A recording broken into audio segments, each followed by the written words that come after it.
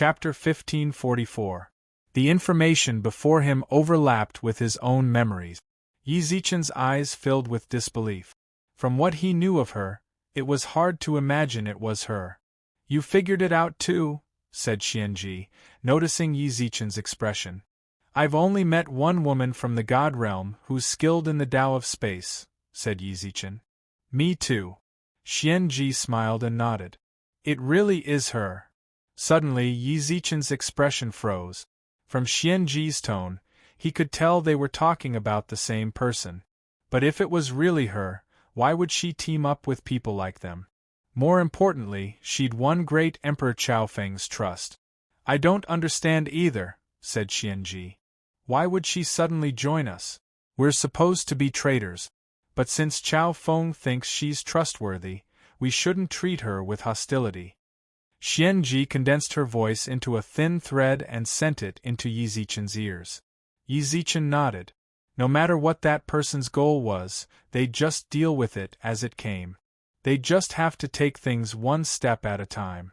The great sage and Yang Jian were still arguing, but Yi Zichen's emotions were incomparably complex. As time passed, they arrived at the end of the tunnel. Yi Zichen wasn't exactly on tenterhooks, but he was definitely worried. Especially after learning of the stranger's identity, he couldn't help but worry. He hadn't expected to encounter any mishaps along the way. The tunnel was far more stable than he'd imagined. "We're here." As they neared the tunnel's exit, Xianji suddenly stopped. Her reinforcements stopped as well. Yi Zichen stood by her side, his eyes flashing with confusion. After a while, Xianji turned to look at him, her gaze grave. "You have to be prepared." She was obviously speaking to Yi Zichen. Yi Zichen couldn't help but have a bad premonition. He knit his brows and nodded deeply. The nine-tailed fox clan. Graceful and elegant was what the fox clan's territory had always been like. From beginning to end, this place had always been a continuous mountain range. It was not like the northern kingdom, where there were rows upon rows of buildings. It was a completely ancient mountain forest. A towering ancient tree grew behind it. It could be considered the symbol of the nine-tailed fox clan. Even from 10,000 miles away, one could vaguely see its towering appearance, but right now the towering ancient tree in the clan had long since disappeared, and the mountain gate that was branded with 9 tails had also collapsed. As far as the eye could see, the ancient trees in the clan had all fallen to the ground. It was a complete mess. The signs of battle were very obvious. He could even vaguely see many fox tribe warriors lying beside the collapsed ancient trees. Divine Guard of the Fox Clan. Xianji landed in front of the Fox Clan warrior. She glanced at the jade pendant at his waist and her voice was heavy. The Fox Divine Guards were the most elite combat force of the nine-tailed heavenly demon Fox Clan. Those who were able to enter the Fox Clan had displayed astonishing talent from a young age. The clan lavished resources on them to help them break through as quickly as possible. Even the weakest of the guards was a divine general. Empress Su Qingyan's absolute strength was one of the main reasons why the nine-tailed fox clan enjoyed such a high status amongst the Yao race. However, the strength of the Fox Divine Guards was not to be underestimated. A faction formed entirely of divine generals was enough to make the other Yao tribes feel pressured. But now, this divine guard of the Fox clan, reaching out his hand to check the fox's breathing, he found that the fox had already lost all signs of life. "He's been dead for almost 4 hours. The speaker was a scholarly, middle-aged man from the Hermit Palace. Later, Yi Zichen found out that he was the vice palace head of the Hermit Palace.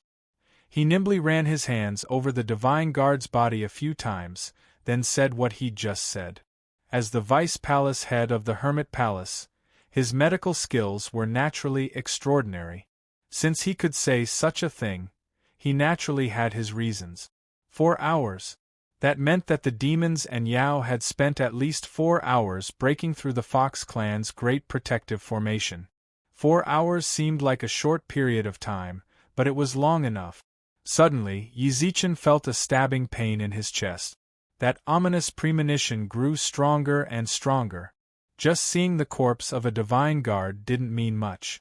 Since the demons and Yao were preparing to attack the Fox clan, the Fox clan would inevitably suffer casualties if they resisted.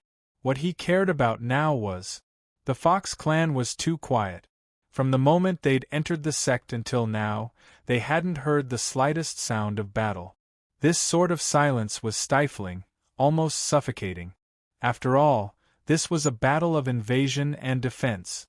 The Fox clan couldn't possibly be persuaded to surrender, so they had to put up a stubborn resistance.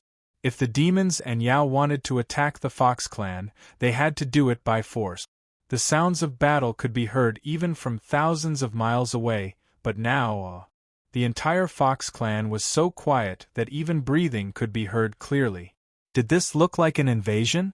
Could it be that reinforcements from the Dragon clan, Vermilion Bird clan, and the other Sacred Beast clans had arrived, and the demons and Yao couldn't hold them off, so they retreated before Yizichen and the others arrived? That didn't seem likely. The Fox Empress had experienced countless battles, both big and small. She definitely had the most basic of judgment skills. Since she needed reinforcements, that meant that even with the Sacred Beast clan's reinforcements, they still had no leeway against the demons and Yao. That was why she'd sent people to ask for reinforcements. Or perhaps, in truth, attacking the Fox clan was just a ruse. The demons and Yao's goal had always been to cross the river Styx. That stranger hadn't allowed them to cross the Yao clan's territory. He'd built a spatial tunnel for them because he didn't want them to run into the demons and Yao. That was impossible. Even the Sacred Beast clans couldn't stop an army. Did the Upheaval Alliance and Profound Pavilion really think they could? That was a fool's dream. Countless possibilities had been overturned.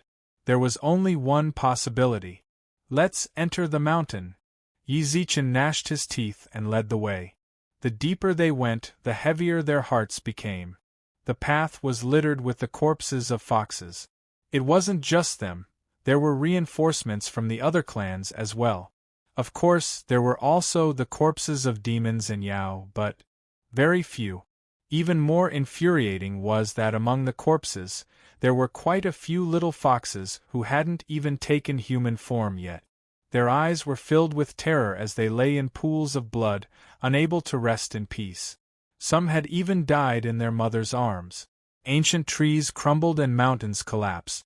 The scars of battle grew more and more severe, and the corpses they saw increased in number. Yizichen clenched his fists and led the Upheaval Alliance members deeper into the mountain. Xianji knit her brows and followed closely behind. The members of the Hermit Palace silently mourned for their fallen comrades. When Yizichen saw the corpses on the ground and the pungent stench of blood, his eyes reddened. But in his heart, he was still hopeful. Hopeful. Chapter 1545. Back Mountain of the Fox Clan. Yizichen and the others finally saw the towering tree that represented the nine-tailed Fox Clan. Uprooted, the ground around the ancient tree was covered in pink leaves and petals. At the same time, Yizichen and company also saw the young man sitting in front of the ancient tree. Guli. At his sides were Demon Emperor Kuei Lin, King Jiao Hai of the Southern Empire, and King Tai Tan of the Western regions. Gu Li's two special envoys were present as well. Apart from them, there were also several other experts whose auras were at least at the Great Emperor level. Disregarding everything else, Yizichen's side was already at a disadvantage in terms of experts. What caught everyone's attention even more was that Gu Li had sat down. He wasn't sitting on a chair, but a dragon clan powerhouse with a dragon horn on his head. Xia Yi. The Ocean Emperor and Xianji's eyes almost simultaneously widened. The person sitting under Gu Li was none other than the dragon race's Grand Elder, Xia Yi. One could see the deep unwillingness in the eyes of the dragon clan expert. His anger at having his dignity desecrated caused his arms and legs to tremble uncontrollably. If you don't want your clansmen to die, then kneel, all right? Yizichen and the others' gazes darkened. They watched as Gu Li rubbed his chin with his left hand, then gently bent over on Xia Yi's lap. I've been waiting for you for a long time. You're really slow. Attacking the Fox clan was your idea. Yi Zichen knit his brows. I'm in the river Styx. If you have a grudge against me, come find me. Why did you attack the Fox clan? Ha. Brother Yi is still so naive and unaffected. This Gu admires you. Gu Li laughed wantonly, then looked at Yi Zichen with disdain. I was the one who planned this war. Naturally, I'm the one who decides where to attack and how to attack. If I want to attack the Netherworld River, I will attack it. If I want to attack the Fox clan, I will attack the Fox clan. Could it be that Brother Yi also wants to get involved? I didn't expect the Demon Emperor to submit to someone. The Ocean Sovereign snorted. Aren't you the same, Sea Emperor? Kuei Lin smiled coolly. The heavens choose one of their two emperors to live in. The Ocean Emperor and the others are also following Star Lord Yi, so we all have the same idea. Why do you have to say that to me? Furthermore, the way I see it, the Star Lord I follow is much stronger than yours. Yes. He is the other of the heavens' chosen twin emperors. The Ocean Emperor glanced at Gu Li. If Gu Li was one of heaven's two chosen emperors, it wouldn't be surprising if Kuei Lin knew Yi Zichen was the Emperor Star. The heavens' chosen twin emperors were both aware of each other.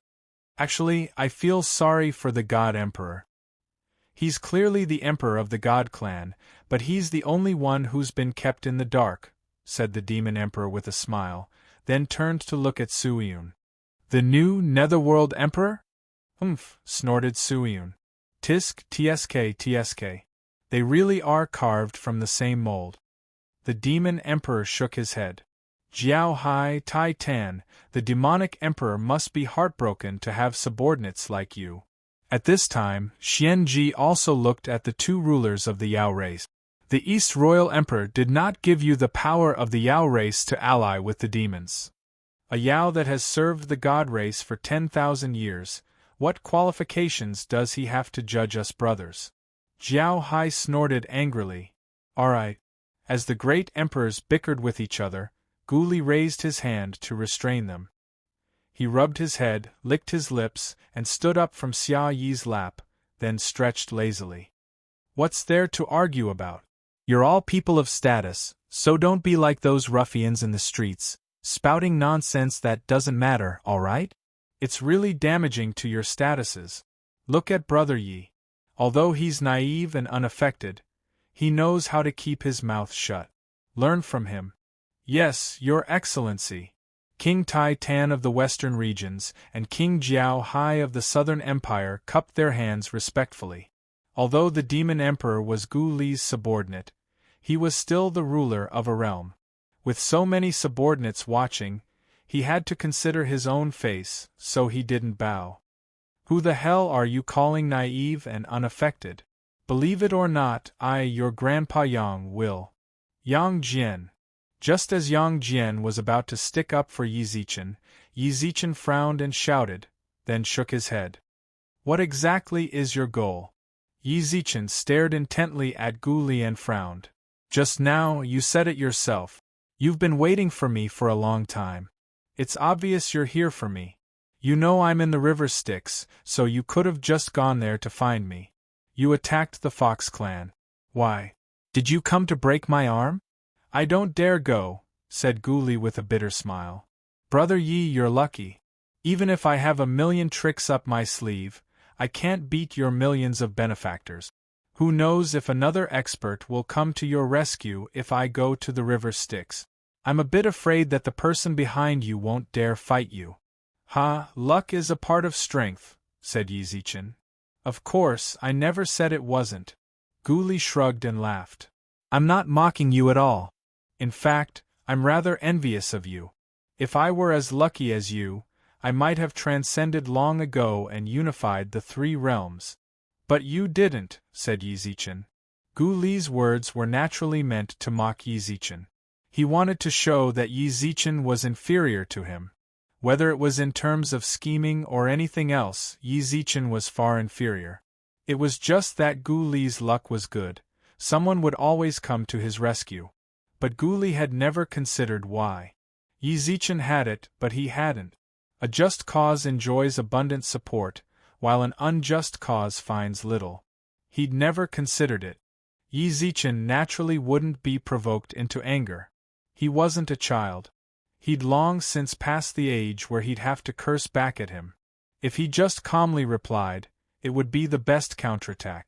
I did. You didn't. As expected, Gu Li's sinister smile froze. He really didn't. No one could imagine how much he'd sacrificed to get to this point. In terms of luck, he was far inferior to Yi Zichen. He was certain that if Yi Zichen's luck had been his accomplishments would have been far greater. Yet, he hadn't. Was this the checks and balances the heavens had chosen to keep two emperors in check? That was all Gu Li could think of right now. Otherwise, why would his luck be so poor when the heavens chose two emperors? But he'd forgotten that when he'd been defeated, someone had come to his rescue. A hint of resentment flashed through Gu Li's eyes, but he quickly composed himself. A smile tugged at his lips. He hadn't waited for Yi Zichen to come here just to say this. Brother Yi, I admire your good fortune. Gu Li's narrowed eyes flashed with sharp light. That's not all. In truth, while you were here, I prepared a generous gift for you. Please, take a look. Chapter 1546. The scenery had once been picturesque, and the rear mountains had been used to raise the Fox clan's new generation. Now, all they saw was a mess. The Demon and Yao armies were stationed there, facing off against the Upheaval Alliance and Profound Pavilion. In terms of aura, Yi Zichen's forces naturally weren't any weaker than theirs, but in terms of numbers, they outnumbered Yi Zichen by at least 10. Gu Li smiled and sent his subordinates away. Yi Zichen and the others' expressions darkened. What game are you playing? Asked Yi Zichen. Brother Yi, please calm down. You've come all the way from the river Styx, and I know you must be tired, so I prepared a generous gift to help you sober up. His sinister smile sent chills down their spines. Yi Zichen, Xian Ji, and the others glanced at each other. They both had a terrible premonition. This was the Nine-Tailed Fox clan. The demons and Yao had invaded, but the foxes hadn't put up any resistance. Not even the Fox Empress and the others could see a trace of them, nor could the other sacred beast reinforcements. Gu Li and the others could swagger through the Fox clan's holy land. What's going on with Su Qinyan and the others? Xian Ji furrowed her brows. I told you not to worry. You'll see them soon enough. His words made Yi Zichen's heart sink even further. Before long, they saw the demon experts Gu Li had dispatched emerge from behind the fallen Fox clan tree. They were holding several masked men in their hands as they walked out from behind the tree and into view. They stood in a row. There were 20 of them. Among those hooded people, there were still several who struggled with all their might, but they were unable to break free from the shackles of the devil experts. Gu Li smiled and walked up to one of them. He frowned and said, "Let me see who this is. Let's see who this person is." He forcefully pulled off the hood, and what appeared before everyone's eyes was an old man who was badly mutilated. His head was still bleeding profusely. Zhuge Qing. After the Dragon Elder, the next to appear was none other than Zhuge Qing, an elder of the Vermilion Bird clan. The instant they saw him, Yi Zichen and the others refused to believe it, but they had no choice but to admit it. Greetings from the Fox clan.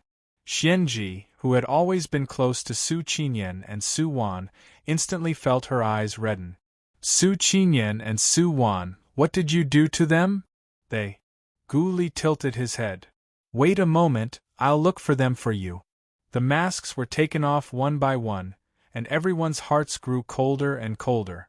The Black Tortoise clan, the White Tiger clan, the Heavenly Dog clan, the Demon clan and the Southeast Asian sacred clans were all captured, and none of them were conscious.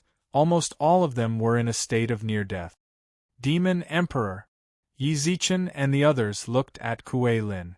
Only one of the 3 emperors, the Demon Emperor Kuei Lin, could beat a major expert like this. At that moment, Guli took off his mask once more. Woo woo woo woo. This time, it was a young girl who appeared. Compared to the miserable state of the elders of the sacred tribe, her condition was much better. There were no injuries on his body, and his clothes were neat and tidy. However, not a single trace of divine power could be felt from her body. Her voice had also been sealed, and she could only let out muffled cries. As soon as he took off his mask, he saw the girl glaring at Guli, her eyes blazing with fury. She couldn't help but straighten her neck, and her expression was fierce beyond belief. However, the instant he saw her, Yi Zichen's hands trembled violently. Ko. As if she'd heard Yi Zichen's call, she turned around. When she saw Yi Zichen, she grew even more agitated. She struggled to the point where the demon experts behind her could barely hold her down.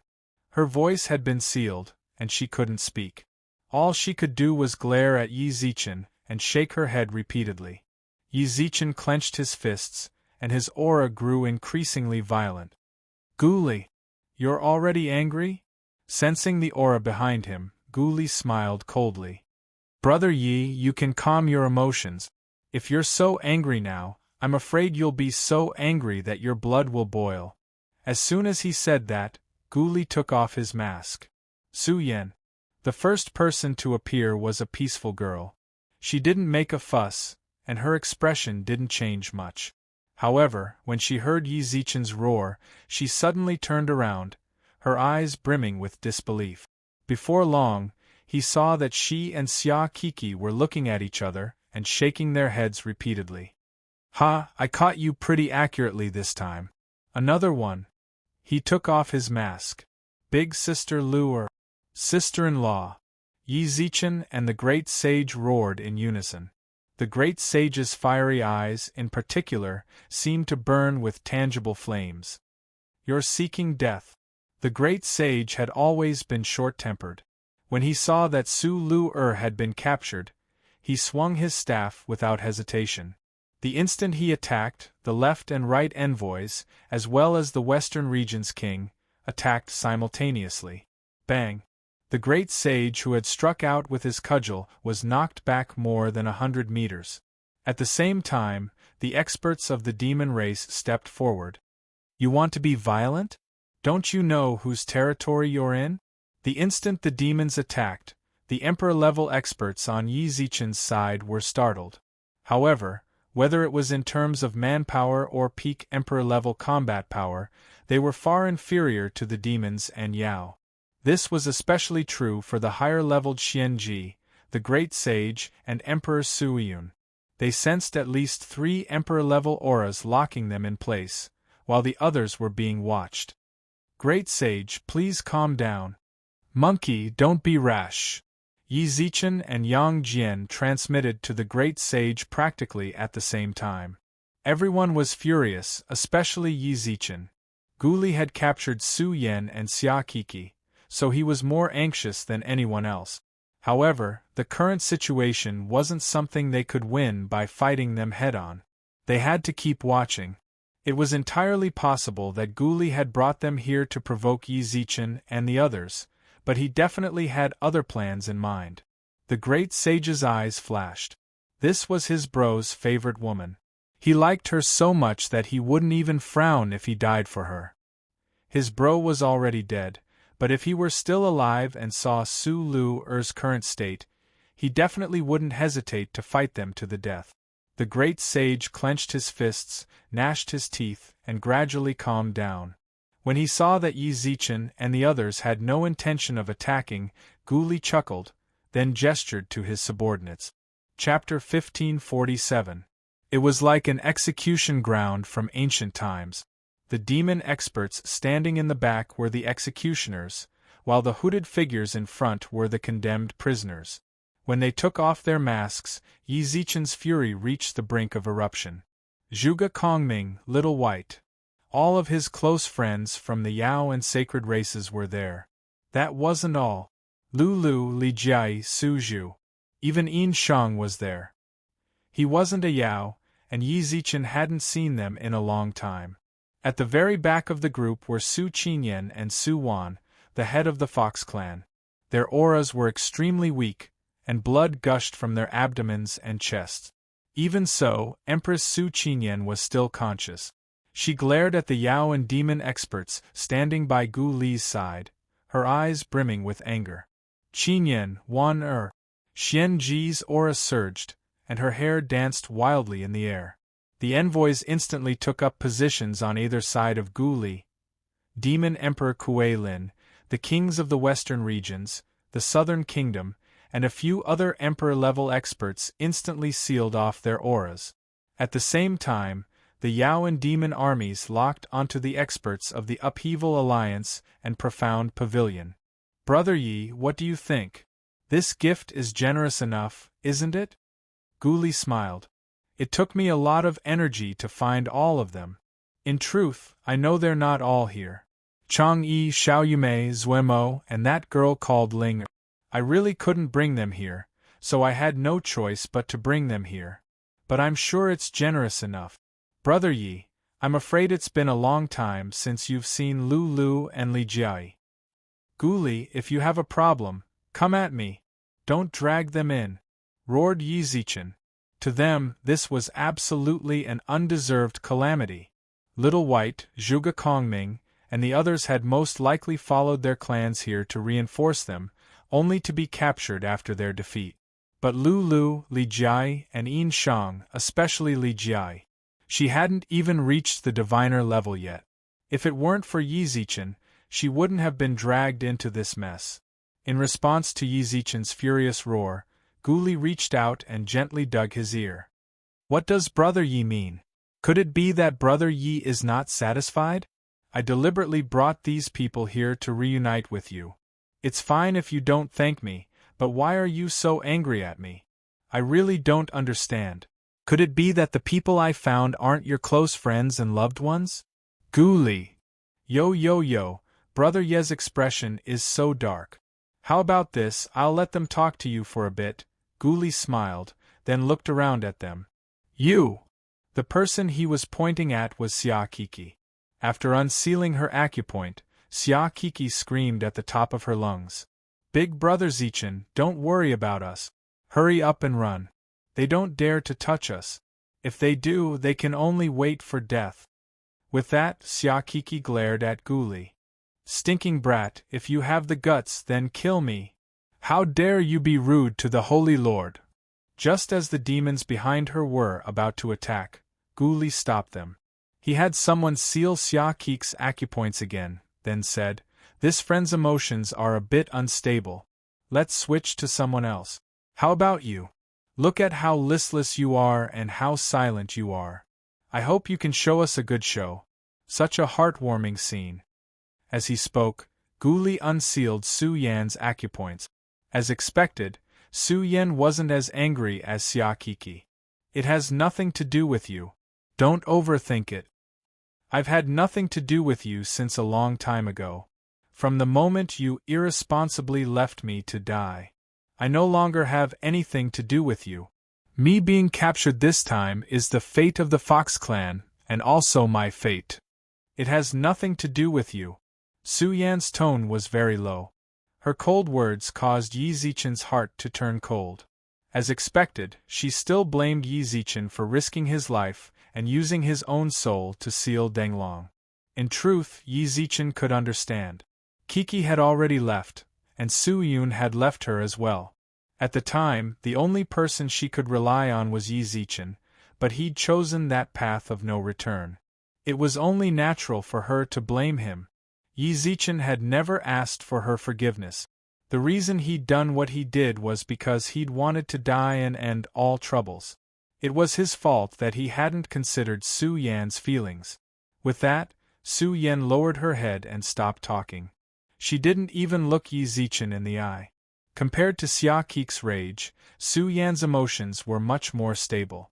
However, the way they communicated with Yi Zichen wasn't something Gu Li wanted to see. When he saw that Su Yan had no intention of speaking, and from her indifferent expression, Gu Li didn't bother to seal her acupoints again. He simply allowed her to continue unsealing them and ignored her. It seems like Brother Ye's beauties are either in too much of a mood, or they're not. They're so boring. Guli shook his head with a sigh, then swept his gaze across the crowd. He couldn't find anything suitable to communicate with Yi Zichen from their gazes. What's more, he couldn't find anything that would satisfy him. Never mind, let's just skip this part. Guli twisted his arm, then gestured to the demon experts. The devil race expert once again covered the heads of these people and brought them back to the ancient tree. No one knew what happened in the middle. Not long after, these people were brought out again, and all of them were dressed in the same convict-like clothes. This time, they'd brought twice as many people as before. Brother Yi, don't be angry. When we changed, I ordered the demon women to change for them. No one saw your beauties' bodies. They still belong to you. Guli squinted his eyes and smiled kindly. However, Yi Zichen and the others had no energy to pay attention to such minor details. Xianji and the others used their divine senses to peer inside, only to discover that there were several divine senses around them, preventing them from doing so. Since they couldn't peer inside with their divine senses, it was very difficult for them to tell who was under the hood with their naked eyes. Everyone, stop using your divine senses to peer inside. I'm going to play a little game with you. If you use your divine senses to see through us, won't that destroy the balance of the game? At that moment, Guli suddenly threw a dagger at Yi Zichen and the others. Don't say that I didn't give you a chance. There are still 20 unimportant people here. Chapter 1548. Guli's words were especially ear-piercing as the dagger glinted coldly on the ground. The Yaoan demon's eyes lit up with unbridled laughter. As they looked at the great emperors by Yi Zichen's side, their gazes were filled with indescribable mockery. You're courting death. When she saw Su Qinyan and Su Wan's miserable state, she was already on the verge of exploding. The king of the western regions, Tai Tan, immediately took a step forward. His mountainous aura immediately suppressed Xianji's aura. Everyone else's auras surged, except for the demon emperor. His aura was locked onto Su Yun. The way he saw it, Su Yun, who'd inherited Emperor Hades' throne, posed the greatest threat. As for Xianji and the others, he'd leave them to the others on his side. A mountainous, tsunami-like pressure bore down on the Upheaval Alliance and Profound Pavilion cultivators, making it difficult for them to breathe. The Ocean Emperor, Yang Jian, and the Great Sage all looked serious. None of them had expected the king of the western regions to have such a high cultivation level. He seemed to be even stronger than Jiao Hai. Xianji. The Ocean Emperor pulled Xianji back with a frown. The ruler of the western region was far more powerful than they had imagined. The current situation was disadvantageous to them. If they really fought, they would probably be completely annihilated. Yi. Emperor Hades, Su Yun, spoke up. 100 years had tempered his temperament. However, Su Yan was one of those about to be executed. As the emperor of the underworld, he could be indifferent to everything and ignore anyone's death. After all, Su Yan was once his most beloved little sister. You can't be thinking of snatching people from under me, right? Guli returned to the Dragon Elder's back, crossed his legs, and glanced at Yi Zichen and the other great emperors. Your cultivation levels are indeed extraordinary. Mingdi is even more famous, but I don't think you can take him from me. People snatched it away. Of course, you can also try. I can give you a chance. Guli smiled casually. He really did have the right to be relaxed. There was no need to even mention Kuei Lin, the emperor of the devil race. Just the kings of the western regions, the southern empire, the left and right emissaries, as well as numerous emperor-level experts of the Yao and devil races, were enough to determine just how powerful they were. Last time, Yi Zichen had a benefactor helping him. This time, Guli dared say that even if that person came, they wouldn't be able to reverse the situation. The great emperors of the other divine mountains couldn't leave. Their borders were guarded by large numbers of demon experts. If they dared take even half a step out of their divine mountains, Gu Li was confident he'd flatten them. Yi Zichen and the others were at their wits' end, and there was no one they could help. To tell the truth, you've already lost the moment you came to reinforce the Nine-Tailed Fox clan. The only thing you can do is to listen to me obediently and do whatever I tell you to do. You can no longer count on the great emperors of the god race's divine mountain. They can't leave. Could he be referring to Donghua? I'm afraid that even the monarch and the other sacred clan patriarchs are having trouble protecting themselves. Gu Li narrowed his eyes and stretched lazily. Xianji, Suiyun, and the others all frowned. The members of the Upheaval Alliance and Profound Pavilion could sense that they were in a dire situation.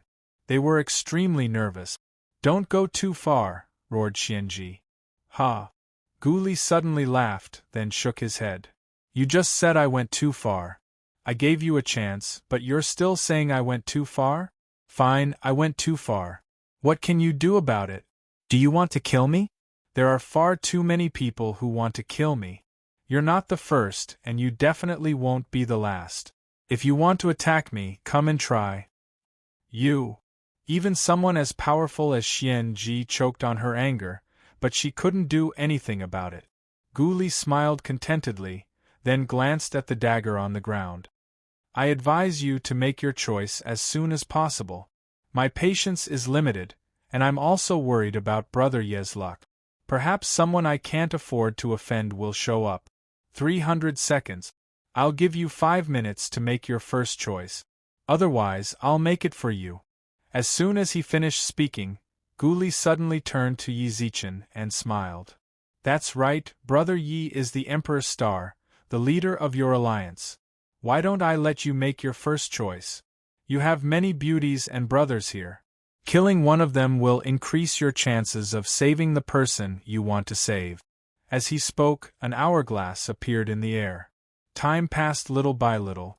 Yi Zichen and many of his subordinates' lifelines were among the hooded figures. Everyone stared intently at the hourglass, calculating how much time they had left. Countless thoughts ran through their minds. Yang Jian, the Ocean Emperor, Pu Jingwan, and the others were all focused on Yi Zichen. The pressure was all on him. When the last grain of sand in the hourglass fell, the hourglass in the void disappeared into thin air. Time's up. Xianji, the great sage, and the others' expressions grew solemn. Yi Zichen's arms trembled. 5 minutes had passed by far too quickly. It seems Brother Yi and the others have no intention of making a move. That's fine. I'm willing to take your place. The dagger he'd tossed to the ground leapt into the air, then flew straight at one of the hooded figures. Ding! A wave of divine power knocked the dagger out of the air. The great emperors frowned. Gu Li looked darkly at Yi Zichen. Brother Yi, what's the meaning of this? Do you want to do it yourself? That's no problem. Please. Gu Li gestured, but Yi Zichen still hadn't picked up the dagger. Brother Yi? What do you want me to do to let them go? Yi Zichen looked up. Only then did everyone see that his eyes were bloodshot. Brother Yi, I don't quite understand. What do you mean, what do you want me to do to let them go? I've already made myself very clear. Kill one and save one. Am I not clear enough? Said Gu Li. I'm saying let them all go. Yi Zichen's eyes were bloodshot.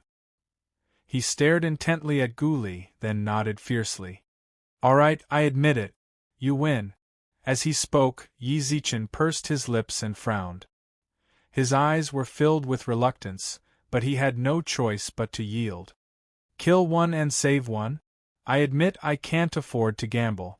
Right now, we have no chance of winning even if we try to steal them from you. You win. I, Yi Zichen, admit my loss. I can't afford to gamble. I admit defeat. Gu Li's eyes flashed with an inexplicable smile. He curled his lips and said, Brother Yi, you're making things difficult for me. Gu Li, you win. Yi Zichen clenched his fists and roared involuntarily. The veins on his neck and head bulged, and his body trembled uncontrollably. Xianji, Yang Jian, and the others couldn't help but be visibly moved. Then they heard Yi Zichen say, I said I can't afford to lose. I dare to gamble. You win. At the end of the day, didn't you set this up for me?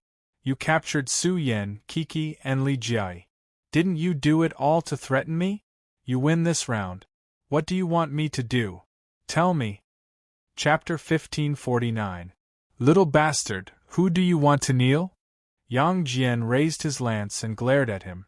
Just as he was about to charge, the envoys appeared in front of him. Yang Jian, come back! Yi Zichen shouted at Yang Jian, his eyes bloodshot. Yang Jian glanced at Yi Zichen, then reluctantly retreated. Guli leapt off the Dragon Elder's back and grinned at Yi Zichen. The Ocean Emperor and the others' auras froze, but the instant they moved, several auras sealed them off. Yi Zichen slowly raised his hand. As soon as he did, the other great emperors noticed. Under his robe, his right hand was empty. He only had his left arm. All of a sudden, Yang Jian thought back to what Bai Haoyu had told him earlier. Yi Zichen had lost his left arm on purpose. Guli was also an emperor star, but he didn't have a right arm. There had to be a connection, but he had no time to ponder it. Guli's left hand was already slapping Yi Zichen's face. Although it was light, it was a serious insult to Yi Zichen. Little bastard! Don't move! Yi Zichen roared, stopping Yang Jian and allowing Guli to slap his face. Even though the situation was so tense, Guli smiled and looked down at Yi Zichen with a condescending gaze. Kneel. His tone was light, but it felt as if he were trampling on Yi Zichen's dignity. Yi Zichen clenched his fist. His chest heaved and he gasped for breath. Guli lifted his head arrogantly. What, you don't want to kneel? He paused for a moment, then continued, You were the one who said I wanted you to release them. If I told you to kneel now, I might be in a good mood. Who knows, I might even let them go. That's right, not just let them go, but also your subordinate. Do you think you can still leave now? Do you? Yi Zichen lowered his gaze and said nothing, but his shoulders trembled violently. It seems your dignity is more important to you, Brother Yi. Suddenly, Guli turned and shouted at the experts holding Su Yan and the others, Take off their masks. Take off their masks. Kill whoever I tell you to. The demon expert didn't hesitate at all and took off his mask. At this moment, Su Yan and the others were already unconscious. Brother Yi, you know I don't have much patience. You were the one who said that you would do whatever I told you to do. In fact, I didn't want to do this at first, but your words piqued my interest. Now I want you to kneel. If you don't. Guli glanced at Yi Zichen with a smile, then whispered in his ear. Then I'll start with Su Yan, how about it? No. Seeing that the dagger was about to land on Su Yan, Yi Zichen exclaimed. At the same time, the dagger also fell to the ground. It's said that heroes have a weakness for the charms of beauties. Brother Yi is no exception. Since you can't bear to see your beauty die, Brother Yi, shouldn't you listen to me obediently? With a wave of his left hand, the grass in front of Yi Zichen flattened, revealing a smooth surface. Guli glanced down at the ground. Kneel! Yi Zi, don't kneel! Yang Jian roared angrily, his eyes wide. The other great emperors watched closely. So long as I kneel, you'll let them go, right? Yi Zichen looked straight into Guli's eyes. You'll know once you kneel, laughed Guli. Yi Zi, you can't kneel. If worse comes to worst, we'll just fight them to the death. You can't kneel. Yang Jian was still glaring. Xianji, the great sage, and the others didn't speak. They wanted to save people too, but they didn't want to see Yi Zichen kneel in front of Guli. Their emotions were conflicted. All they could do was watch, but they couldn't do anything like Yang Jian. If they did kneel, urged Guli. Yi Zichen clenched his teeth, his fists clenched and trembled uncontrollably. He struggled inwardly until he looked at Su Yan, Yin Shang. Then he looked at the members of the Upheaval Alliance he'd brought here. He looked at Xianji, the great sage, and Su Yun's conflicted expressions.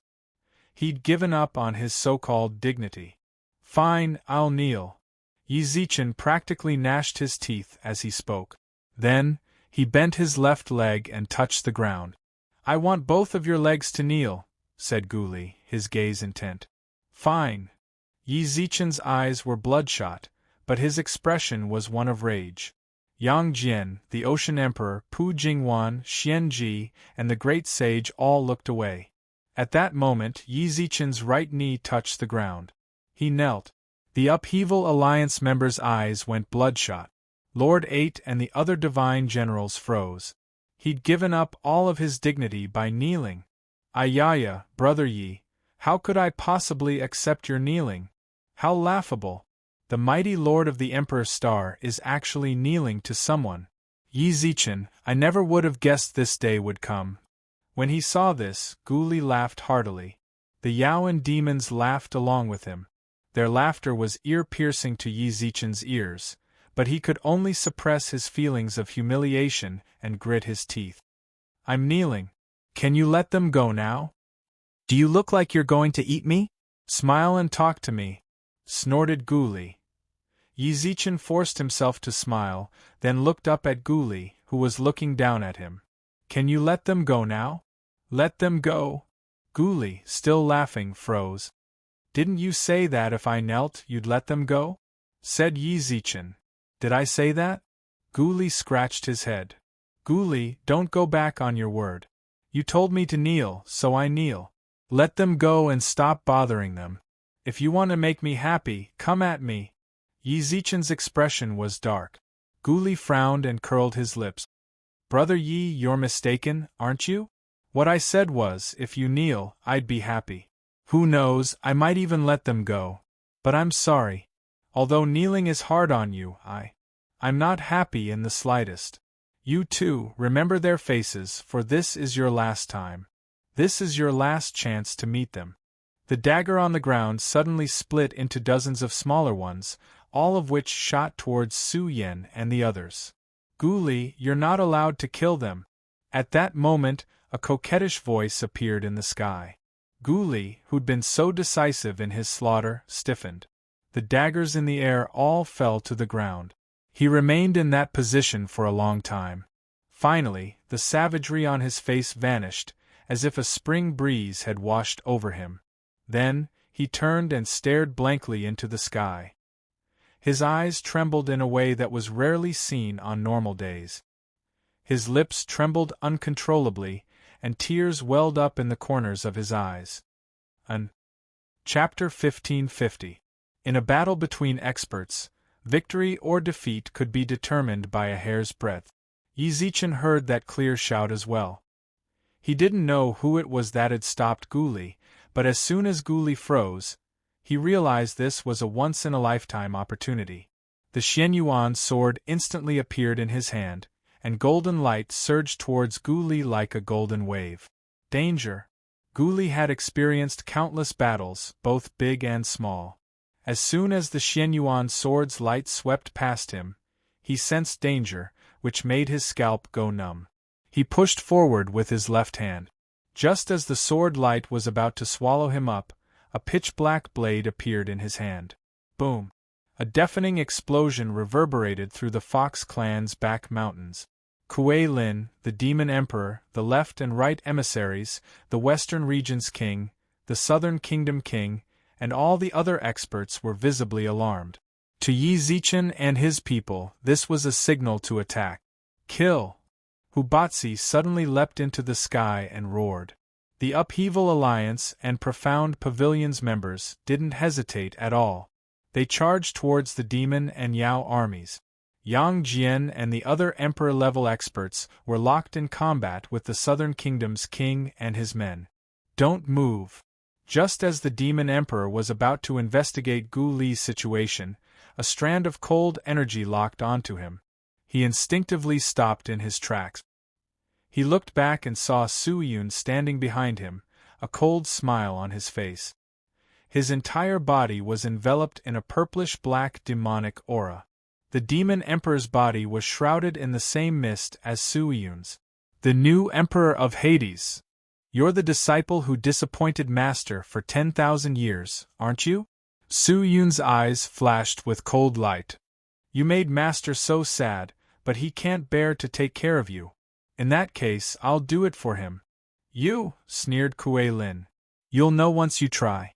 As soon as he finished speaking, Su Yun seemed to have grown dozens of arms. He fiddled with the space around him, and ripples spread out like waves in the sea. All of this happened in the time it takes a spark to fly off a flint. By the time Kuei Lin came to his senses, he found himself within a formation of heavenly fire. Enjoy being burned by the heavenly fire. The shock waves from the collision of Sword Light and Gu Li's attack didn't subside for a long time. Neither the Yao nor demons cared about Gu Li's survival. They clearly had the advantage in numbers, yet they were so busy that they couldn't afford to spare any manpower. "Children, kill for old son. Little bastards, let's see how you're going to defend against Grandpa Yang Jian's saber." Yi Zichen took advantage of this opportunity to take out a black pagoda and tossed it into the air. Suddenly, a pitch-black pagoda that pierced through the clouds appeared in the sky. Return. A devouring power immediately appeared at the bottom of the Yao ceiling pagoda, trying to suck Su Yen and the others into it. In your dreams. Suddenly, from the impact of the explosion, a black sword light swept past. Ding. He held the Xianyuan sword horizontally in front of his chest, and with a crisp clang, the sword light was deflected. At the same time, Yi Zichen also saw a figure dashing towards Su Yen and company. Sword shakes 8 desolates. The Xianyuan divine sword slashed horizontally. The instant it moved, countless beams of sword energy similar in size to the Xianyuan divine sword appeared in the sky. 1, 2, 3. In the blink of an eye, the sword energy around Yi Zichen was so dense that it was hard to tell how many there were. As the sacred sword pointed forward, countless streams of sword chi blasted towards that figure. To prevent Su Yen, Kiki, and the others from being injured, Yi Zichen reached out and created an energy barrier in front of them. The sword energy exploded, and Gu Li, who was at the center of the explosion, was heavily injured. Yi Zichen couldn't possibly give him any chance to recover. He stomped the ground with his right foot and hurled the Xianyuan sword with all his might. With a clang, it stabbed into the ground right next to Gu Li.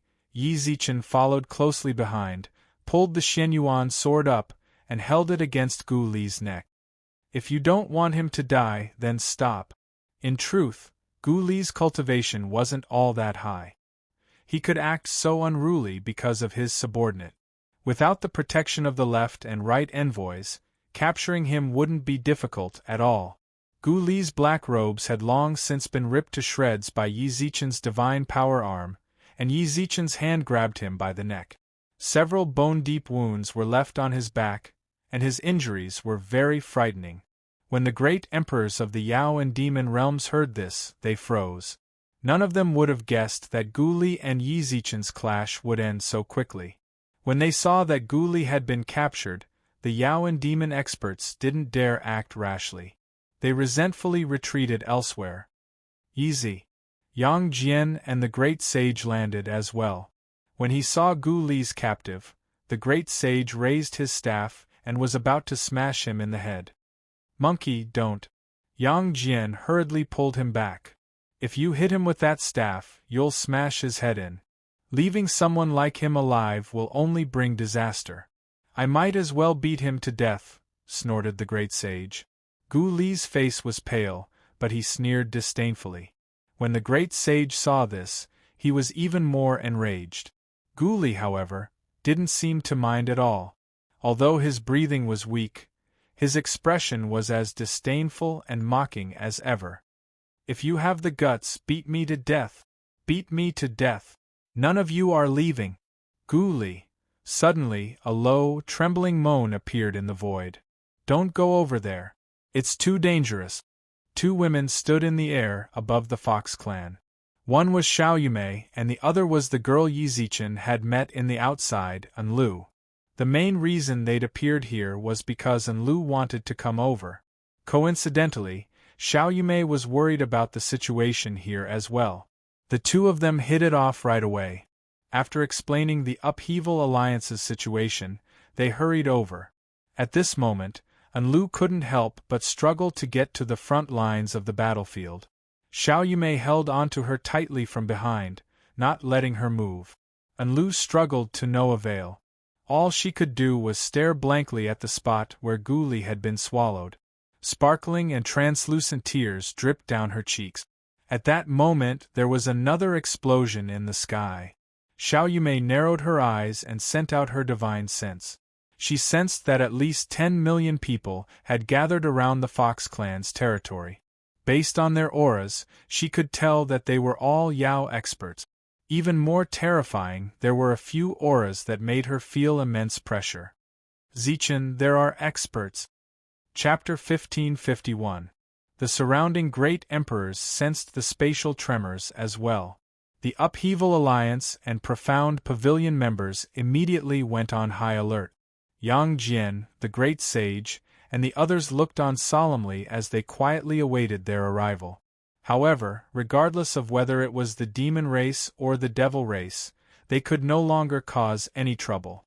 So long as they needed Gu Li to transcend into the next era, so long as they cared about Gu Li's survival, they didn't even have the right to negotiate with Yi Zichen. The King of the East. Xian Ji froze when she saw the newcomers. She was a fox. Although she'd lived in the god realm for most of her life, she was familiar with the Yao and other experts. When she saw that the newcomers were the King of the East, she was certain that they were the Fox clan's reinforcements. Then she looked behind her. Dragons, vermilion birds, white tigers, black tortoises. Practically all of the sacred beast experts had rushed over. Xian Ji. The experts were stunned. They glanced at the cowardly demons, then at Yi Zichen, who held Gu Li in his hands. You've taken care of everything? Never mind Xian Ji, even Yi Zichen saw familiar faces among them. Wei Chen. He'd once been the head of the White Tiger clan in the lower 3 realms.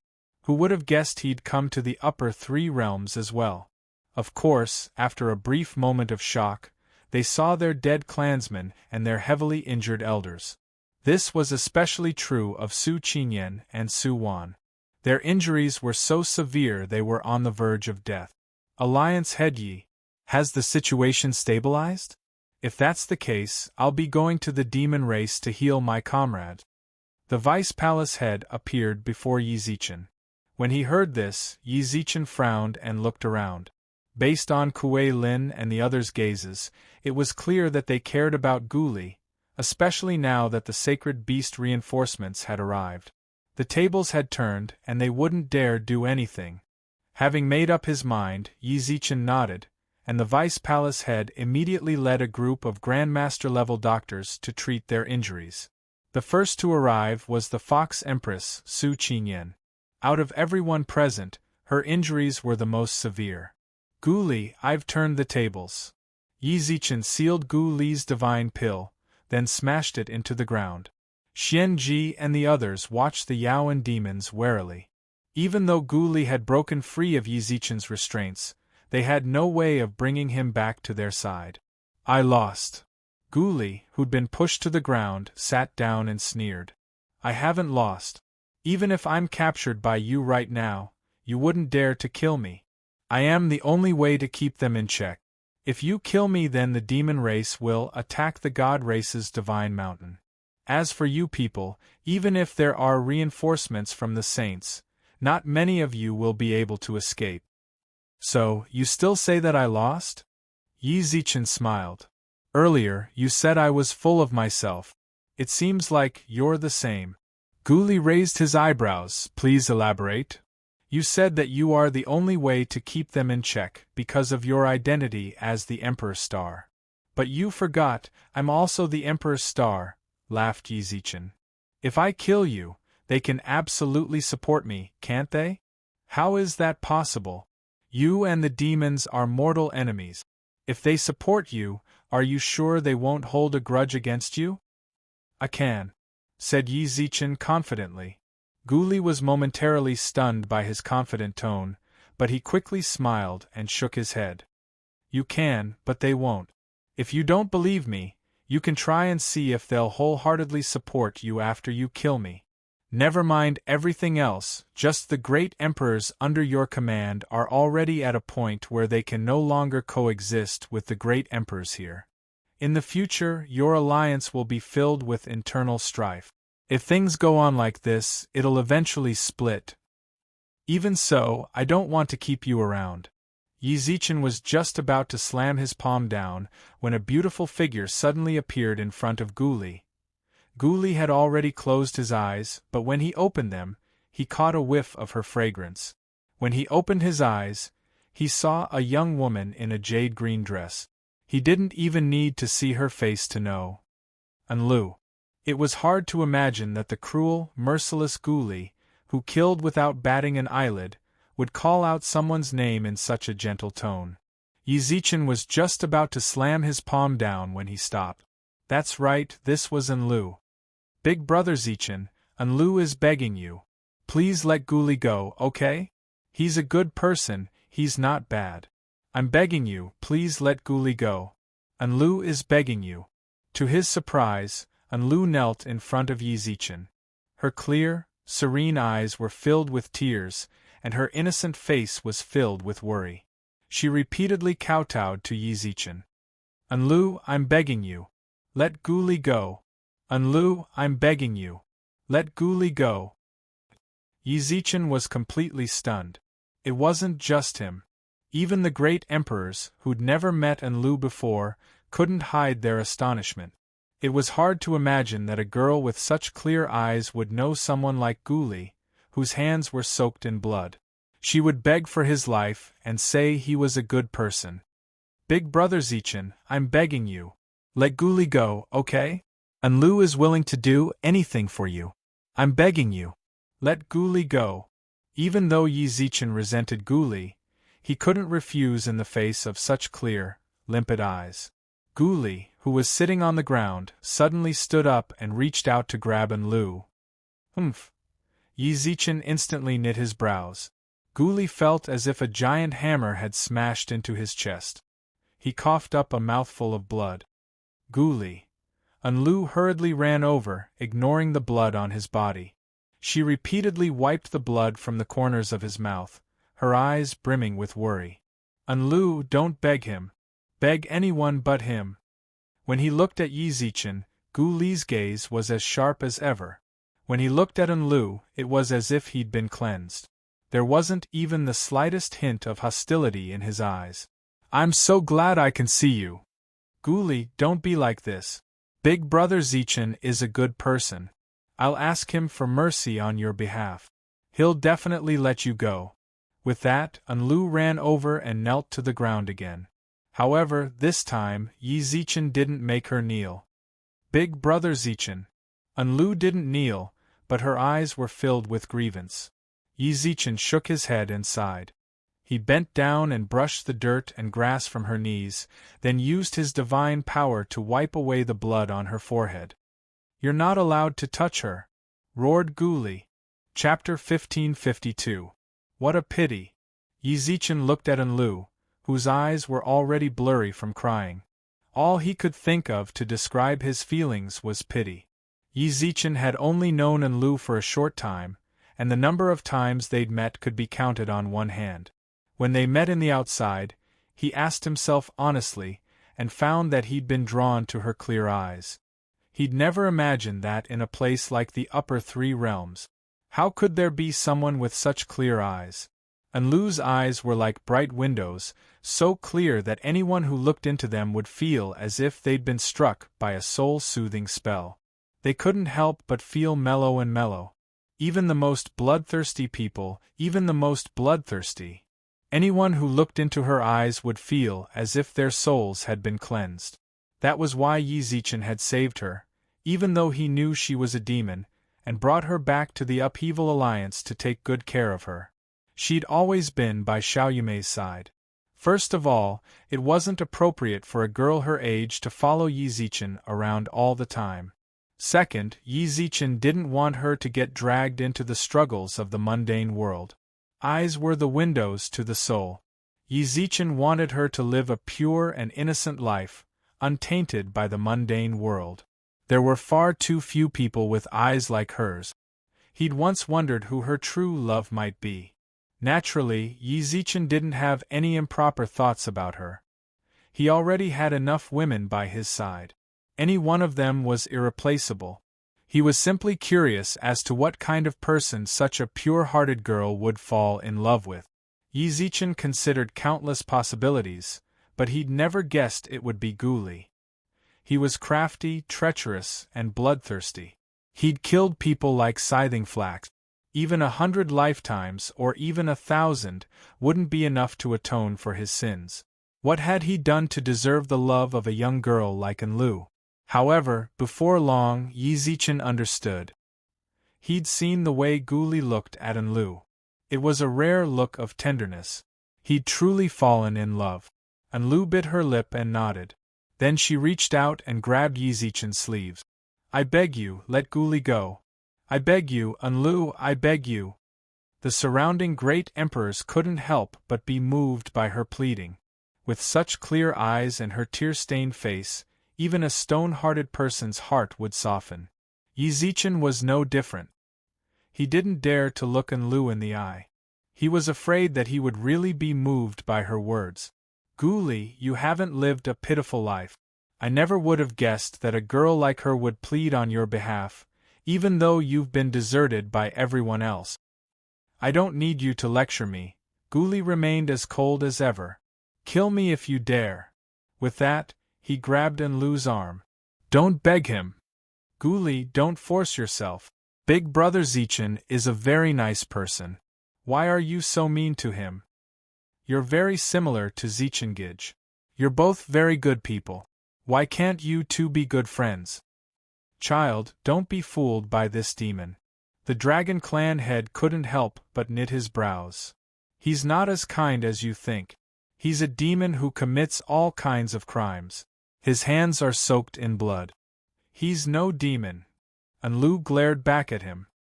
"Gu Li is a very kind person. I can tell. Just like Big Brother Zichen, they're both very kind people. Just because their hands are stained with blood, does that mean they're bad people? Don't tell me your hands are stained with blood? Doesn't that mean you're actually 10 times worse than him? You're an unforgivably evil person. Enlu, don't argue with these sanctimonious people. You can't win an argument against them." Gu Li stood up and pulled Enlu to his side. Only now did Enlu notice Gu Li's injuries, as well as the blood flowing freely from his body. "You're bleeding," said Enlu worriedly. "It's just a minor injury. It's no big deal." In front of Enlu, Gu Li was always as gentle as water. "You're inexperienced. You have no chance of winning an argument with these old geezers. Furthermore, they're right. In their eyes, I'm an unforgivably evil person." "But you're not. You're a very, very good person," muttered Enlu softly. "It doesn't matter whether I am or not." Gu Li reached out and patted Enlu on the head. "In your eyes, I'm a good person. That's enough. I don't care about other people's opinions at all. What's that saying again? Let me think. That's right, I hate this world. I only love you." That sort of love was truly unmatched by ordinary people. After comforting Enlu, Gu Li turned around. "Yi Zichen, earlier, I thought you knew about my relationship with Enlu. That's why you brought her to your side. It seems I misunderstood you." "When you mentioned her, you were actually referring to Enlu," said Yi Zichen. "Yes, it was Enlu." Gu Li smiled and took Enlu's hand. "To me, Enlu is more important than my life. She's my everything. I finally understand everything." Yi Zichen suddenly felt a wave of clarity wash over him. He nodded and said, "You brought Su Yan and the others here to exchange for Enlu, right? For Enlu you went through all that trouble. Was it worth it?" "Why wouldn't it be worth it?" said Gu Li. "Everything I did was for the sake of bringing Enlu back. For her I was willing to pay any price. Was it worth it? If I had captured Su Yan and the others, wouldn't you have done the same for them?" For a moment Yi Zichen fell silent. Although he didn't answer, the answer was obvious. He might even go even further than Gu Li had. "Now that I see Enlu is safe, I can finally relax. How about this? I'll stay here and let you do whatever you want with me. As for the other demons and Yao, I hope you can let them go. They're just working for me, especially my subordinates. They don't even know why they're doing this. Guli glanced at the Yao and demon armies behind him. His eyes flashed with a bitter smile. These guys are the most pitiful of all. They have no goals, they're just following orders. Let them go. I'm the instigator. I'm willing to pay for the sins I've committed. They're innocent. I think you can give me some face. It's also because we've been fighting for so many years. Let them go, then. Then what about Enlu? Asked Yizichin. Enlu. Guli turned to look at her affectionately. I've already arranged for her to stay, and I've left her with enough resources, enough for her to live happily for the rest of her life. In truth, it's not really a lifetime. The era is coming to an end. If you can transcend, she might be able to enjoy it. That way, she'll be able to enjoy even more. As soon as he finished speaking, Guli let out a long howl. Chapter 1553. Since when had there been so many Emperor-level experts? They weren't as numerous as the hairs on an ox, but there were far more of them than they'd imagined. Even the Ocean Sovereign and the others who had been famous for a long time had never met the two Emperor-level experts in front of them. However, when Enlu saw the two women who had shocked even the great emperors, her tears, which she had just managed to stop herself from tearing up, became crystal clear again. Are you going to abandon me? Enlu ran to Guli's side and looked him in the eye, her eyes brimming with tears. Look at me and answer me. Are you going to leave me behind? I don't want to be separated from you. I want to be with you forever. From start to finish, Guli didn't dare look him in the eye. Enlu reached out and grabbed his arm, but Guli shook her off. Then he looked at Yizichin. Then he turned to Yizichin and said, Can I? With these two taking care of Enlu, she really can live a carefree life. Yizichin sighed as he looked at the two Emperor-level experts. Based on their auras, they were comparable to Pu Jingwan's. But I'm sorry, but I refuse. Guli instantly froze. It wasn't just him. The surrounding great emperors froze as well. This was especially true of Yang Jian and the others, who'd interacted with Yizichin more often than not. They knew he was the soft-hearted type. Given Enlu's pleading, Guli was willing to go this far. They all thought he'd agree, but instead, he refused. Fury flashed through the Yao and demon expert's eyes. Just as Guli was about to surrender, their moods changed dramatically. Surrendering meant that Guli no longer held a place in their hearts as the Emperor's star. However, Yizichin had sacred beast reinforcements with him. Even if the Yao and demons won, they'd suffer grievous losses. Furthermore, in order to transcend, they had to attach themselves to an Emperor's star. They hadn't attacked yet because they didn't want to antagonize him. Yizichin's refusal meant that he wanted them all to stay here. There was no room for negotiation, and there was no way they'd just surrender. Yizichin, you'd better think this through. Guli's gaze sharpened. So what you're saying is that you want to keep us here? You want even Enlu to stay? Look up, the demon race and the Yao race have millions upon millions of heroes. Do you really think you can trap us with just this few people? I never would have guessed Yizichin. He was also such a sanctimonious person. Since you want to die, I will accompany you to the end. Guli. Big brother Zichin. Enlu stared blankly at the two, then bit her lips and walked in front of Yizichin. Big brother Zichin, can Enlu trade herself for Guli? Let Guli go, but Enlu stays. Of course I'd welcome you to stay, but don't you want to be with Guli more? If Guli wasn't by your side, you would definitely be very unhappy, right? Yizichin. Guli roared. The way he saw it, Yizichin wanted to keep them as prisoners. What a great appetite! With such a small number of people, they wanted to eat all of his people. However, you can leave. Suddenly, Yizichin's words stunned Guli, whose expression was hideous. He stared blankly at Yizichin, his eyes brimming with confusion and disbelief. You. All of you go. I won't hold anyone back, said Yizichin. Let them go? The head of the Black Tortoise clan was a brawny man. When he heard Yizichin's words, he glared at him. Brat, who the hell do you think you are? You're a mere diviner, and yet you're giving orders?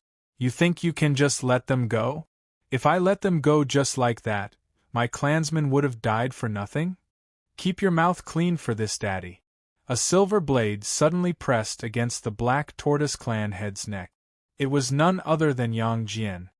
Let me tell you, he's Yizichin. Let me introduce myself. My name is Yang Jian. He's a diviner, but he's my bro. If you dare curse at him again, I'll cut off your tongue and make it into wine. You! The Black Tortoise clan head froze.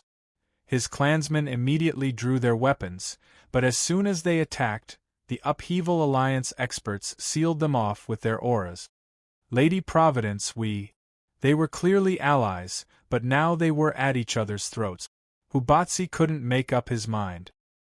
He couldn't help but transmit to Xianji. Xianji was a fox. She wasn't a nine-tailed fox like Su Qingyan and the others, but just an ordinary fox. She'd arranged for her clansmen to stay with the nine-tailed fox clan and had Su Qingyan and the others take care of them. The nine-tailed fox clan had suffered heavy losses. Empress Su Qingyan and clan head Su Waner were gravely injured, and Xianji's clansmen's fates were unknown. Guli was the main culprit behind all of this. Deep down, she didn't want to let him go. If you want to leave, hurry up and leave. Before I change my mind, get out of my sight. At that moment, Yizichin said coldly to Guli. Seeing that the demon race and Yao race were really about to retreat, the experts from the sacred clans frowned, wanting to step forward to stop them. In an instant, the Upheaval Alliance's outsider rulers, great sages, Pu Jingwan and Su Yun attacked simultaneously, blocking the sacred beast expert's path. Go! Yizichin endured the pressure and roared at Guli. When he saw this, Guli's expression flickered with emotion. Yizichin, I owe you a debt of gratitude. I'll definitely repay this debt in the future.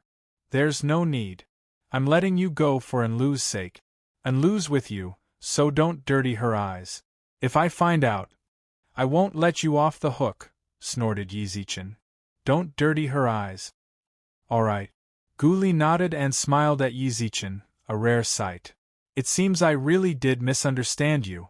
You're actually a bit more interesting than I thought. If we weren't on opposite sides, I'd really like to be your brother. That's impossible. We've never been brothers since the Modern Realms Gu family. Perhaps. Guli didn't try to explain. He simply smiled and nodded. Since you've gone so far for my sake, I'll tell you something. In truth, the foxes and the other sacred beast experts aren't all dead. The ones you see are just casualties from the assault. The others are all in caves at the base of the mountain. You go look for them. When the sacred beast experts and Xianji heard this, they arched their brows. Xianji dashed down the mountain. She knew there was a cave at the base of the Fox Clan's mountain. Chapter 1554. The vast Yao and demon armies retreated from the Fox Clan's territory. Comparatively speaking, the Upheaval Alliance didn't have much of a reaction to their retreat. Besides, this was the Alliance head's decision, so they had no choice but to obey. Quite a few of the Upheaval Alliance's members rejoiced that they hadn't fought. If they really went to war, they would naturally fight against the Demon Clan and the Devil Clan without hesitation, but no one could be sure that they would survive after this war. This was an army of billions. As far as the eye could see, even a heaven-tier warrior would not be able to see the end of this army. The Profound Pavilion's divine generals followed Xianji to a cave in the Fox Clan's back mountains. The Dragon and Vermilion Bird clan heads gave some instructions, then followed. However, how courageous! The head of the Black Tortoise race was a man with a mustache. He wasn't as sturdy as most black tortoises, and could be described as thin. His narrow, earthy eyes were hard to look at. He was completely different from the simple and honest black tortoise race head, Tubiyu, whom Yi Zichen had met in the lower three realms. His eyes, which were filled with anger, seemed to be burning with fire. The demonic god energy in his body was also circulating crazily. His clansmen's eyes glinted with ferocity. The upheaval alliance had no choice but to pay far more attention to them than to the other clans. The leaders of the other clans felt the same way. They all resented Yi Zichen for letting Gu Li and the others go. Of course, Yi Zichen knew full well that leaving Gu Li behind had been a good choice. It was entirely possible that he wouldn't have such a good opportunity in the future. However, Enlu's pleading softened his heart. He couldn't steel his heart to refuse, and he didn't want to see the girl's disappointment and helplessness. In truth, Enlu's pleading and Gu Li's tender feelings for her had greatly influenced Yi Zichen's judgment. If he could look at her with such tenderness, he couldn't necessarily be that bad of a person. Yi Zichen couldn't argue that he was being too soft-hearted, but he was still willing to give him a chance. He didn't want Gu Li's death to taint Enlu's clear eyes. He could understand the clan's hatred for Yi Zichen. So many of their clansmen had died tragically in the hands of the devil race. They were naturally unhappy that they were let go so easily. Even though they knew that their chances of winning were slim, they were still willing to shed their blood for their fallen clansmen. Some tribes thought this way, and some tribes, that was hard to say. For example, the Black Tortoise clan. On the winding path from the Fox clan's mountain gate to the back of the mountain, the Black Tortoise clan had the fewest casualties. They did not see many Black Tortoise clan casualties along the way. However, the emotions he was displaying right now were more indignant than any other race. Could it be that the Black Tortoise clan's population was scarce? But compared to the Dragon clan, no matter how scarce they were still considered prosperous. In other words, the Black Tortoise clan had a strong bond. Yi Zichen couldn't understand, nor did he want to think about it. No matter how furious he was, Gu Li, Enlu, and the other demon and Yao experts had already retreated from the Fox clan. The King of the East was in the most difficult position. Among the 4 demon kingdoms, the Eastern Kingdom was the strongest in terms of national strength. The Eastern Kingdom was home to many sacred beast clans. Needless to say, the 4 sacred beast clans stood at the peak of Yao. The Fox clan, the Heavenly Dog clan, and the other Yao clans were all filled with talent. Even the mere mention of such a country would cause enemies to pale in fear. However, due to the fact that the country was too powerful, the King of the East was actually the one with the least power among the 4 countries. He was also the one who had the least power. The head of the Black Tortoise clan had never been friendly, but when it came to Yi Zichen, Yang Jian wasn't easy to deal with either. Even the king of the Eastern Kingdom didn't dare speak up. "You better behave yourself. Do you believe that I will directly chop off your head with my saber?" Yang Jian hefted his lance viciously. To his surprise, the head of the Black Tortoise clan still looked unconvinced. Yang Jian's blade pressed even closer to his neck. "Brother Yi, for my sake, don't bother with Tu Quan." Wei Chen of the White Tiger clan stepped forward. None of his clansmen would have guessed that the Wei family head, who'd ascended to the White Tiger clan less than 100 years ago, who'd refused to take on the clan's surname and still served as acting head, actually knew this human. They hadn't seen each other for 100 years, but he hadn't changed at all. The hideous scar around his eye was still there, and he smiled evilly. For some reason, they felt like this guy was full of evil tricks. However, from his aura, they could tell that he'd grown much calmer. "I'm not the one bickering with the Black Tortoise clan head. It's this clan head who's bickering with me." Yi Zichen shrugged. "Tu Quan, there's nothing wrong with what Brother Yi did. Given the situation just now, if we didn't let them go, were we supposed to fight them? Are you sure we can hold our own against the armies of the western regions and the southern kingdom? What's more, they have demons by their side," said Wei Chen. "Third Brother Wei, don't pretend to be righteous and say such nonsense. This is the Black Tortoise clan's business." "It's none of your business," scolded Tu Quan. "Look at you, you bastard. Wei Chen shook his head, speechless. No wonder you haven't found a wife in half your life. Who would want to be with someone like you? Restrain your foul temper. Otherwise, I'm afraid your black tortoise bloodline will end here. As the two sacred beast clan heads bickered, the other clansmen didn't dare say anything. Everyone watched as Wei Chen and Tu Quan cursed at each other. Suddenly, the sky darkened. As soon as Gu Li finished speaking, Xian Ji rushed to the foot of the mountain to search for her clansmen. The Fox clan's back mountain was simply too vast. Su Qinyan had brought her here many years ago, but it had been so long that she couldn't remember it clearly. All she could do was rely on her memories to find a rough location, then send the profound pavilion's divine generals to search. Lady Providence, we found them! As the divine generals shouted, the others hurried over. Only then did they see that it wasn't just inside the cave. The area outside was filled with clansmen with sealed divine powers. As expected, Gu Li hadn't lied. They were all here. The sealed clansmen still retained their consciousnesses. When they saw Xian Ji and the others arrive, their eyes lit up with joy and gratitude. There's a seal? Xian Ji knit her brows. If she wasn't mistaken, the seal had been set up to trap them. Since the clansmen were too close to the seal, they were practically pressed up against it. Even though they'd come to rescue them, they couldn't forcibly break the seal. Otherwise, the resulting shockwaves might injure the people inside. The demons hadn't killed them. Instead, they'd trapped them. If Xian Ji and the others accidentally injured or killed them, that would be laughable. Chapter 1555. When the sky darkened, please close your eyes. As soon as the voice appeared, anyone within the darkness could sense it. It was as if the whisper had come from right next to their ears. Xian Ji and the others were in the middle of discussing how to break the seal. The instant the darkness enveloped them, they focused.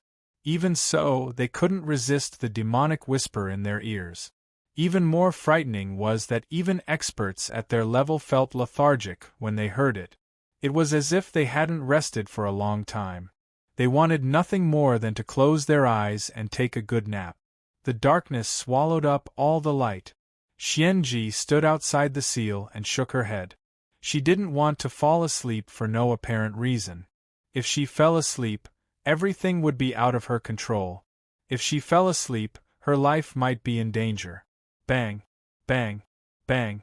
The profound pavilion's divine generals fell to the ground one after another. The Vermilion Bird and Dragon Clan heads' cultivations were high, so they managed to put up some resistance.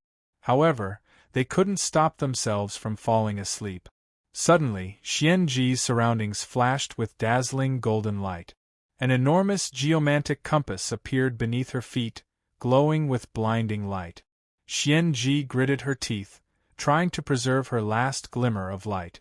A God-given artifact. A disdainful whisper entered her ears. Xian Ji watched as a pitch-black hand reached out from the depths of the darkness and smashed the geomantic compass beneath her feet to pieces. After all, this was a God-given artifact. Only after condensing godhood and ascending to godhood would one be bestowed a personal divine artifact. This sort of divine artifact was far stronger than any artifact forged after birth. Even so, the person in the darkness had smashed it to pieces with a single slap. It was as easy as blowing off dust. What kind of cultivation was this? Xian Ji was shaken, but she didn't have much time to think. In her ears. Sleep. A low whisper entered her ears. Despite her stubborn resistance, she lost all will to fight back. She could only watch helplessly as the darkness swallowed her up and she lost consciousness. It was the same for the Fox clan's back mountain. Regardless of their cultivation, everyone was swallowed up by the darkness and collapsed to the ground. Yi Zichen watched helplessly as the people around him collapsed. The great sage, Pu Jingwan, Wei Chen, and Tu Quan, as well as the hermit palace doctors treating Su Yan and the others. Only 3 people had survived: Emperor Hades, Yang Jian, and Yi Zichen. The entire world was terrifyingly silent. When Yi Zichen looked up at the pitch-black sky, the silent pressure made it hard for him to breathe. In Su Yun's ears, there was a whisper telling him to close his eyes when it got dark. His world was also pitch black. He was not swallowed by the darkness because the bloodline of Emperor Hades was born in the darkness. In the darkness they were like fish in water. Yang Jian was the same. He, who had fallen into the star of slaughter, had never feared the darkness. Yang Jian Iyun. Yi Zichen couldn't help but shout when he saw the two of them still standing in the sky. Yi Zi, are you alright? Yang Jian and Su Yun both flew in front of Yi Zichen. What's going on? Why did it suddenly turn completely dark? Completely dark? Yi Zichen frowned. Yes, it's completely dark. I'm completely relying on your aura to sense your location, Yang Jian said. Me too, said Su Yun. Swallowed by darkness. Yi Zichen was not swallowed by the darkness. He could see everything except the sky, which was pitch black. He could not hear the ghost-like darkness in his ears. Please close your eyes. Yi, are you different from us? Yang Jian asked. My place is indeed different from yours. Yi Zichen knit his brows. It's dark over here, but I can still see. Everyone else seems to have fallen asleep. Only the three of us are conscious. What the hell is this? Yang Jian raised his eyebrows. It's definitely not something good. Suddenly, the light was swallowed up by the darkness. Everyone fell unconscious except for the three of us. My Netherworld Emperor's bloodline loves darkness. You, as the Star of Slaughter, are also like this. That's why you were spared. Otherwise you too will fall asleep just like them. Then Yi Zi. Yes, the main point is Zichen. Su Yun said. He can see everything clearly. Clearly, the caster didn't target him on purpose. To be able to make so many people fall asleep at the same time, even an Emperor stage expert wouldn't be able to resist. All I can tell you is that the first Hades Emperor was close to transcending. It's only an inch step, but it can't do this. Then, the realm of a spellcaster. Su Yun wanted to say something, but hesitated. As someone who had inherited the monarch title of Hades, he had inherited too many of the Hades inheritances, including the knowledge of several Hades. Even at the peak of the first Netherworld Emperor's power, when the three emperors of the three races joined forces, they were no match for him. But even he couldn't make so many people fall asleep without making any resistance. One had to know that the first Emperor Hades was only a step away from transcending at his peak. This spellcaster was able to do something that even the first Underworld Emperor could not do. Did that mean it was a transcendent expert? Transcendence? At this point, all Yi Zichen could think of was transcendence. However, the First Era's Star Lord had already died. This was what the First Era's Left Minister Star had told him. The Second Era's Star Lord had transformed into the Sky Overturning Star, and they were currently in the Third Era. Only one person could transcend in every era. This was what the Left Minister of the First Era had told him. Yi Zichen suddenly thought of the Dragon God. Half-step transcendence. Could it be that this person was one as well? If so, what was his purpose in coming here? Why did he have to go so far as to make everyone fall asleep while ignoring Yi Zichen? There's actually two more people. Yi Zichen and the others suddenly heard a low voice. Yang Jian and Su Yun instantly released their auras, but they couldn't find the newcomer's location. However, Yi Zichen could see that the newcomer was standing right in front of him. Furthermore, how? Yi Zichen stared wide-eyed at the newcomer, completely speechless. His heart clenched violently as he gasped for breath. Are you scared? The newcomer laughed, then brushed past Yi Zichen to stand in front of Yang Jian and Su Yun. Let me see what's so special about you two. Oh, you inherited Emperor Hades' imperial title. You're a killer. No wonder you fell for my hypnosis technique. The newcomer smiled and nodded. Then, he lightly patted the top of their heads. Go to sleep. You should be tired by now. Seriously. As soon as he said that, Yang Jian and Su Yun couldn't help but feel an intense wave of exhaustion wash over them.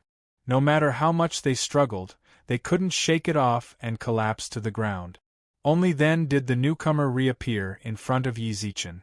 Chapter 1556. The old man in front of him looked exactly the same as Gu Li. Whether it was his facial features, his eyes, or even the way he spoke, they were all identical to Gu Li. When Yi Zichen first laid eyes on him, he was terrified. He'd just left, but before long, he'd returned and cast a spell to make everyone fall into a deep slumber. Back then, Gu Li's cultivation hadn't been this high. "You're not Gu Li." After a moment of silence, Yi Zichen looked at the man who looked exactly like Gu Li. The absolute difference in cultivation was one of the reasons Yi Zichen said this. Another reason was that, upon closer inspection, this man seemed a bit older than Gu Li. He didn't care about his appearance, and his chin was covered in stubble. His long hair was dirty and messy, and Yi Zichen could faintly smell a pungent odor. His clothes were in tatters. Given his current appearance, it wouldn't be an exaggeration to call him a beggar. "I can tell." The newcomer smiled silently, then reached into his robes, pulled out a bottle of wine, and took a long swig. He finished the entire bottle in one gulp, then smashed it to the ground. He let out a light burp. "Do you know why I came looking for you?" asked the man, who reeked of alcohol. "I don't," said Yi Zichen. "I came to take your life." The newcomer laughed. Yi Zichen's expression froze. He stared at the newcomer in silence for a long time. If this person really wanted to take his life, he wouldn't be able to resist in the slightest. So many experts were in a deep slumber. From this, it was clear how profound this person's cultivation was. Enter the Yao Ceiling Pagoda? Don't even think about entering the Yao Ceiling Pagoda. Other people can't break it, but if I want to destroy it, it won't take me long, either.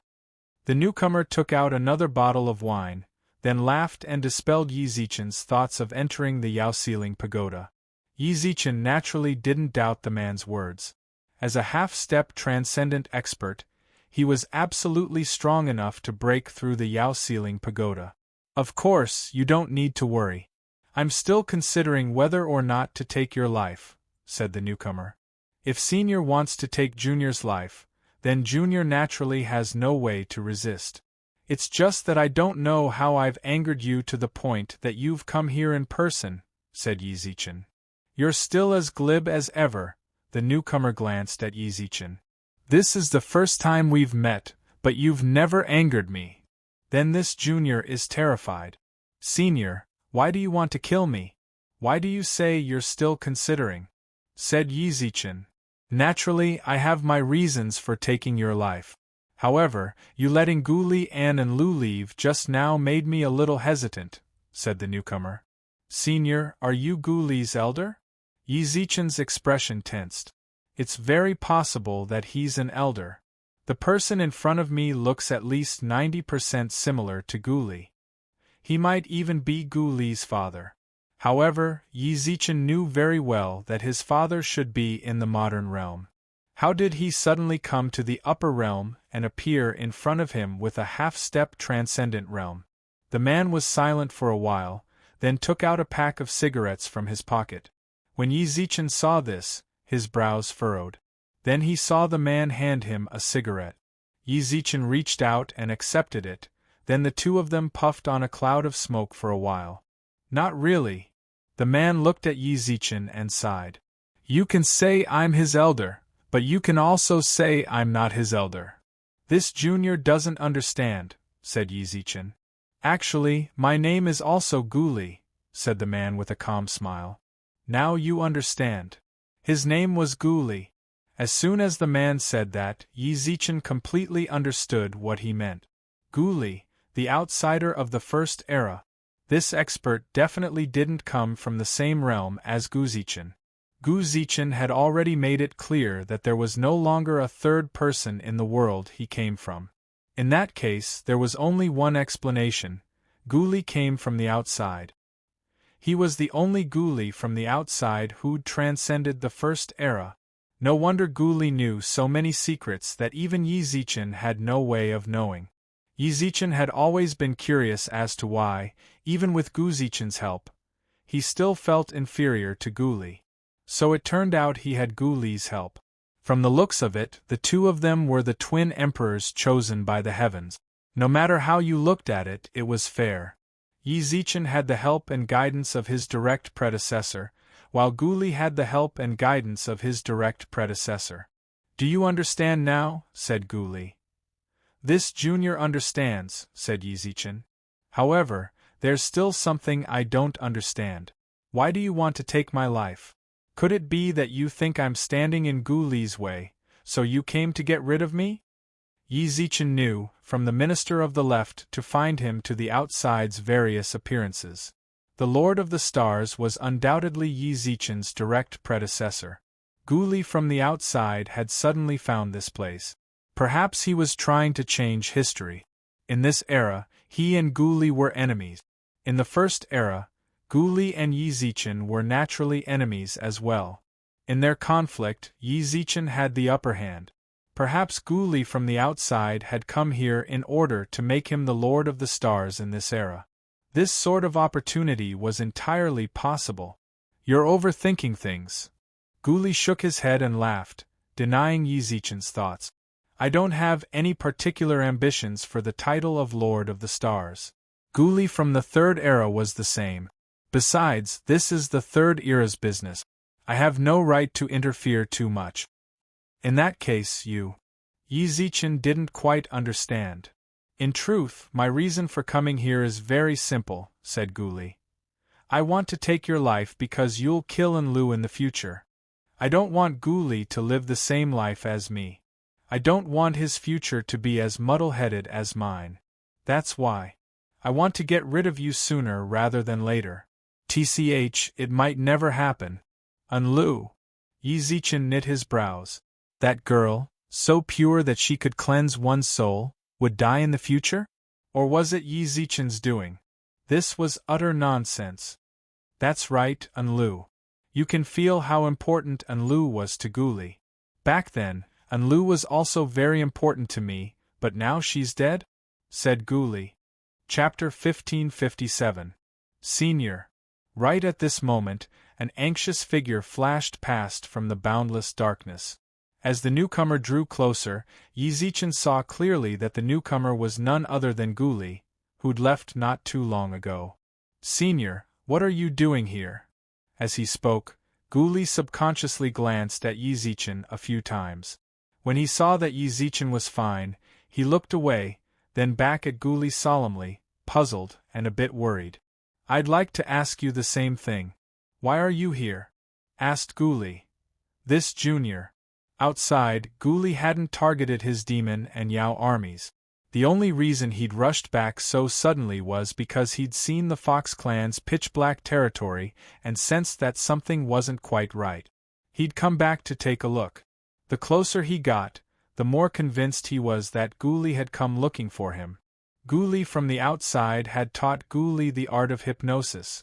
Ghoulie smiled and nodded at Ghoulie, who'd been silent for a long time. He didn't pursue the topic, then withdrew his gaze. Ghoulie's heart tightened, and he looked carefully at the outer realms. "Senior, you're here for—" "To take Yi Zichen's life," said Ghoulie without hesitation. "Why do you want to kill him? He just let us go. Senior, for my sake, could you let him go this once?" begged Ghoulie. Ghoulie. Yi Zichen never would have dreamed that Ghoulie would one day plead on his behalf. Plead on his behalf? Ghoulie sighed and laughed. "Didn't you want to kill him countless times before? Now that I've killed him, isn't that fulfilling your wish? Why are you pleading on his behalf? I really don't understand." That was inevitable. Before, Ghoulie naturally wanted to kill Yi Zichen as soon as possible. At the time, they were mortal enemies. Both wanted to kill the other. However, this time, Yi Zichen was willing to make enemies out of several Yao in order to let him and Enlil go. Ghoulie's opinion of Yi Zichen had changed dramatically. In Gu Li's eyes, Yi Zichen had always been a hypocrite, a sanctimonious hypocrite. Now it seemed that he was really loyal and affectionate. He and Lu were only able to leave because of Yi Zichen. No matter what, he couldn't let the outsiders Gu Li kill him. Senior, this junior and he are competitors. With such an opponent, this junior feels that his life has become richer. Fighting with him like this is actually quite interesting. If this opponent is suddenly killed by you, this junior may feel refreshed for a moment, but it will inevitably be endless loneliness afterwards. Gu Li cupped his hands in greeting. Senior, please be merciful and let him go. As for his future life, it's better for this junior to personally take it. You even have some appreciation for each other? Gu Li laughed coldly. However, I didn't come here just to clear your path. Do you know how Lu died? As soon as Gu Li spoke, Gu Li froze in place. For a long while, he couldn't say a single word. He knew that Lu had died in the First Era, but Gu Li had never mentioned it, so he hadn't asked. He knew that, even in the First Era, Lu was important to Gu Li. He could tell that. It was also because he'd learned of Lu's death that Gu Li had grown increasingly concerned about her. He'd protected her carefully, afraid that something might happen to her. Now that Gu Li had suddenly said this. Instinctively, Gu Li glanced at Yi Zichen. Could it be him? I didn't want to tell you before, but I might as well tell you now. Gu Li looked at Gu Li, then pointed at Yi Zichen. Lu died because of him. As for the specifics, I can't explain it to you, nor do I want to. I'll leave the decision in your hands. Do you want to kill him or let him go? Let him go, you choose. With that, Gu Li took out some more wine and sipped it. Gu Li's pupils dilated. He stared at Yi Zichen in silence for a long while. Lu would die. He didn't want to think about it, nor did he dare. To Gu Li, Lu was his everything. She was his life. From the first moment he laid eyes on her, he'd been drawn to her clear, limpid eyes. He couldn't suppress the clarity in his heart. He'd fallen madly in love with her. He couldn't lose her. If she died, Gu Li's life would be no different from that of a dead man. For the sake of keeping Lu by his side, he'd done everything carefully. But now, Gu Li had told him that Lu would die because of Yi Zichen. Gu Li's emotions were complicated. He stared at Yi Zichen for a long while, unable to speak. All he could do was say the first word, then drag it out. If this were the Gu Li of the past, the current situation would be easy to deal with. If he killed Yi Zichen, not only would he face no obstacles on his path to transcendence, but Lu might also be safe. This was a choice that would only benefit him, but would he really kill Yi Zichen? Even if Gu Li could disregard everything to do so, what would Lu do if she found out? Paper can't wrap up fire. Some things were bound to be exposed sooner or later. When Lu found out that Yi Zichen was dead, and that he'd killed him at that, what would she think of him? Gu Li didn't care about what the world thought of him, but he couldn't let Lu see him as the slightest bit biased. Senior, have you made up your mind? Asked Gu Li. Gu Li nodded solemnly. I choose to let him go. If Lu really does die because of him, I'll take care of him myself. Suddenly, Gu Li's expression froze. He looked at Gu Li's solemn vow and couldn't help but shake his head. We really are the same person, but I'm sorry, I still think it's better to kill him. As soon as he said that, before Yi Zichen and Gu Li could react, Gu Li's hand reached for Yi Zichen's chest. Barrier. Just as he made his move, a deep voice suddenly appeared in the sky. A barrier of light instantly appeared in front of Yi Zichen, protecting him securely. Even the half-step transcendence Gu Li couldn't break through it in the slightest. Outside, Gu Li instantly looked up into the sky. A golden character slowly appeared in the pitch-black sky. Return. You're still alive. Chapter 1558. The fact that Yi Zichen was so surprised meant that he knew the newcomer. The person bowing deeply to Gu Li was none other than the mayor of Ice City, the one who'd received Yi Zichen on his way to the outside, Han Nan. In other words, he was a subordinate of the First Era's Minister of the Left, the Auxiliary Star. Han Nan's expression was solemn. It was clear that Gu Li's status in the outside was quite high. However, Yi Zichen paid particular attention to what he'd just said. The Master of the Stars asked him to return quickly. Back in the outside, hadn't Han Nan said the Master of the Stars had already perished? That's why the outside had bet their lives on him. Now Han Nan was saying something like that. Gu Li stared at the golden characters in the sky. He said nothing for a long time, and Han Nan maintained his respectful bow. He didn't make any unnecessary movement. He really cares a lot about this person from the Third Era. After a long silence, Gu Li's gaze faded, and his lips curled into an indiscernible smile. Didn't he already say he died? Why did he suddenly appear again? Is he really worried that I'll destroy this era's celestial fate and he won't be able to hide it anymore? Han Nan still said nothing. Gu Li's slander of the Master of the Stars was a personal grudge between the two of them. Even though Han Nan was an auxiliary star, his status was still much lower than these two. He didn't have the right to respond to their slander. Return. As he looked at the golden characters in the sky, Gu Li's eyes flashed with mockery. He wants me to return now? Isn't he afraid that I'll collude with primordial beasts and destroy his era? All these years, hasn't he always been on guard against me? A long while later, Gu Li looked at Han Nan. Why did he send a mute? Can't you speak? Your Excellency Gu Li, I was merely sent here by the Master of the Stars to take you back. As for anything else, my rank is too low. I don't know how to answer your questions. Han Nan smiled, but he didn't straighten his back. Gu Li stared at him for a long while, then shook his head and sighed. Forget it. I don't want to hold a grudge against an auxiliary star of your level. However, I need you to go back and tell him that I don't want to go back. If he wants to invite me back, he'll have to do it himself. Gu Li, don't be too impudent. At this moment, 4 beams of starlight suddenly flashed in the sky. Before long, Yi Zichen saw 4 dazzling figures descend from the sky. These 4 figures were surrounded by starlight, and outsiders couldn't see their faces at all. Star Eye open. A ray of golden light flashed from Yi Zichen's left eye. This was the first time he'd actively used the Emperor Star's celestial eye. He was really curious about the identities of these 4 people, and it was to confirm his suspicions that he chose to do this. The Emperor Star was the leader of the stars.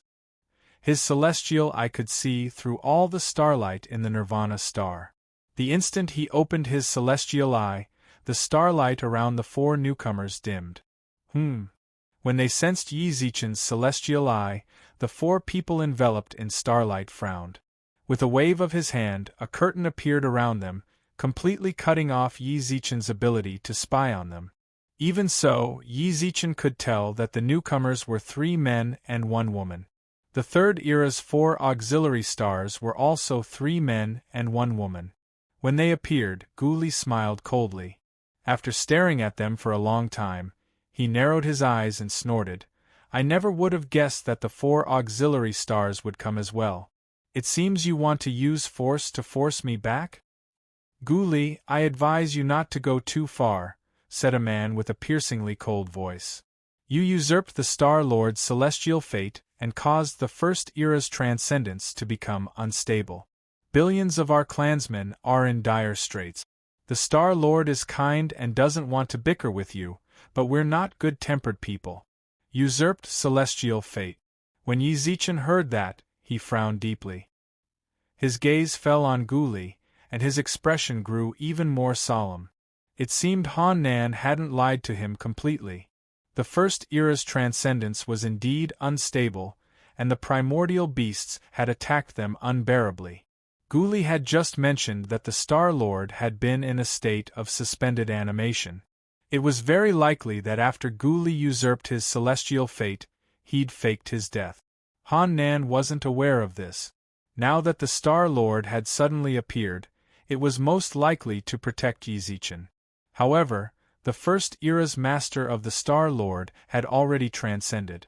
Why had Gu Li usurped his celestial fate? If that was the case, wouldn't Gu Li do the same thing in the future? Little did he know, when Yi Zichen looked at Gu Li looked back at him.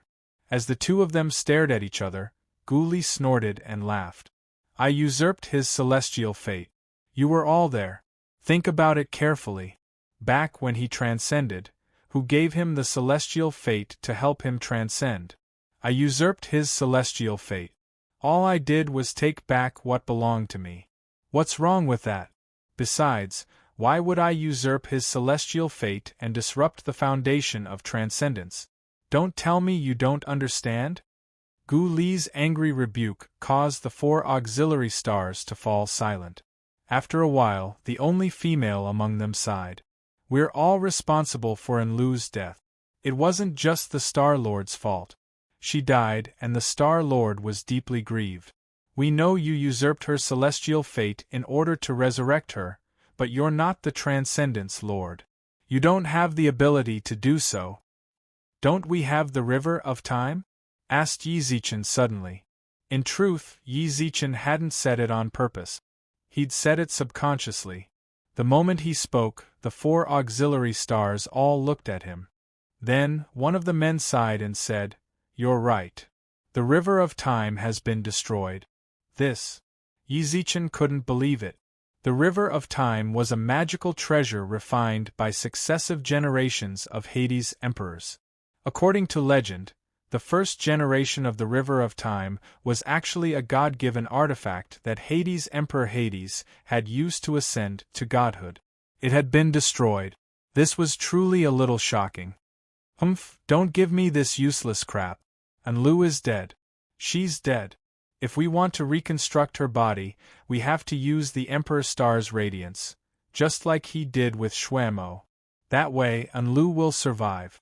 Gu Li's eyes were filled with madness. I must take the 3rd Era's Star Lord's life. If he dies, then Enlu will not die in this era, and I will use his starlight to revive Enlu. If you leave now, I can pretend nothing happened. If you don't... Boom! An aura erupted from Gu Li's body like an erupting volcano. Even Yi Zichen couldn't stand firmly in the face of such powerful energy. He was blown backward uncontrollably. Chapter 1559. Do you think we're afraid of you? The one who'd spoken was the one who'd been hostile to Gu Li from the very beginning. As soon as Gu Li finished speaking, he gestured to fight. However, the situation was rather awkward. He was the only one of the 4 auxiliary stars to attack. The others didn't move. We didn't come here to fight. What are you doing? I'm clearly the Minister of the Right, the Martial Lord. How come after so many years, your temper is even worse than mine? Yi Zichen narrowed his eyes. By now, he'd completely figured out who they were. According to the auxiliary stars of this era, the one with a bad temper was the Minister of the Left, while the one speaking was the Minister of the Right. The woman was the Martial Star, while the one who'd said the River of Time had been destroyed was the Scholar Star. To Yi Zichen's surprise, Yin Shang had always seemed calm and collected. Why was the First Era's Minister of the Left so irritable? After thinking about it, Yi Zichen somewhat understood. After learning he was the Minister of the Left, Yin Shang's temperament had changed dramatically, especially when it came to Yi Zichen. Gu Li had usurped the Star Lord's celestial fate. If Gu Li had stolen Yi Zichen's celestial fate, Yin Shang might have reacted the same way. As Yi Zichen pondered this, the Minister of the Right took a step forward and cupped his fists towards Gu Li. Please don't be angry, Your Excellency Gu Li. We didn't come here to fight you. Of course, don't blame me for saying such unpleasant things. If you fight us, you're just a half-step transcendence cultivator. You might not necessarily be our match. Humph, then go ahead and try, said Gu Li angrily. I've already said that we didn't come here to fight you. In truth, the Minister of the Right could have come alone, but we considered that your emotions might be unstable, which is why we came together. As you can see, The Star Lord has already sent word for you to return. Please don't make things difficult for us," said the Minister of the Right. "That's impossible," snorted Guli. "You want me to return? If you really want me to return, then tell him to personally invite me. If I'm in a good mood, I might go back. The Star Lord's celestial fate has been usurped by you, and his body is not as good as before. It's better for us to take care of this long-distance journey." The Minister of the Right said politely, "Besides, the Star Master asked us to tell you that if you go back, Lady and Lu might be resurrected." In an instant, Gu Li's aura completely vanished. He came in front of the Minister of the Right, stretched out his arm and glared at him fiercely. His breath was unstable as he grabbed the Minister of the Right's shoulder. "What did you just say? Say it again." "The Master of the Stars told us to inform you that there is still a chance for Master and Lu to revive. Please return quickly," the Minister of the Right said. When he heard this, Gu Li's arm trembled even more violently. Gu Li couldn't sympathize more than anyone else. He loved An Lu and knew how important she was to her. If you looked at their roots, Gu Li and the outsider weren't any different at all.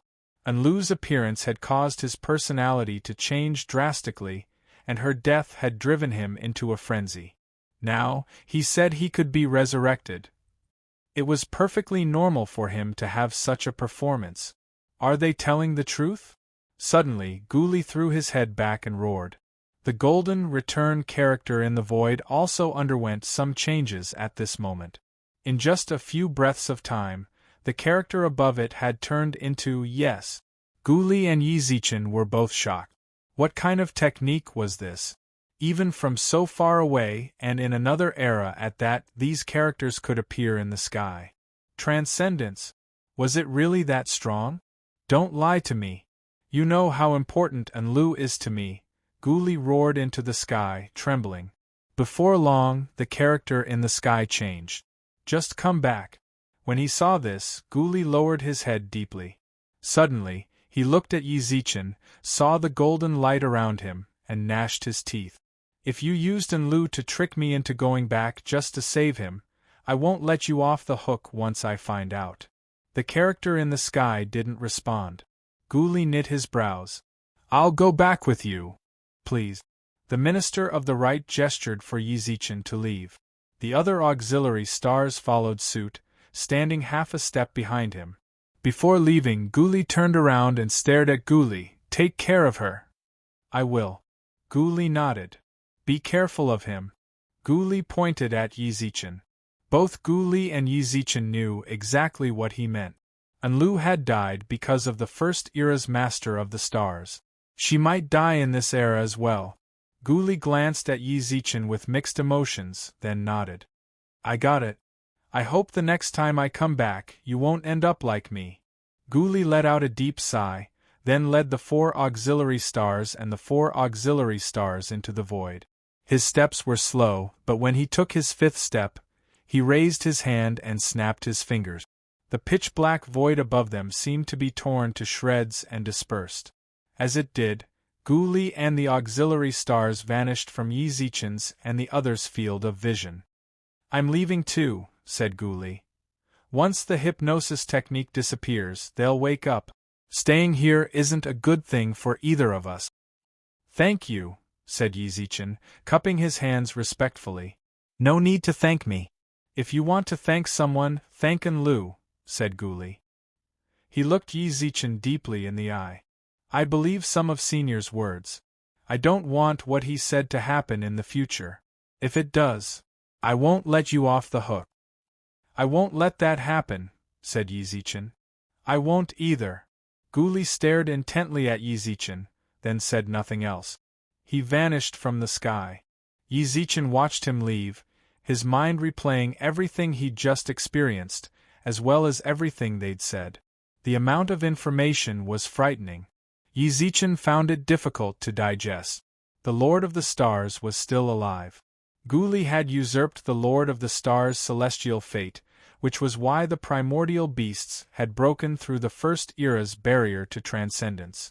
The outsides and Lu had died because of the Lord of the Stars.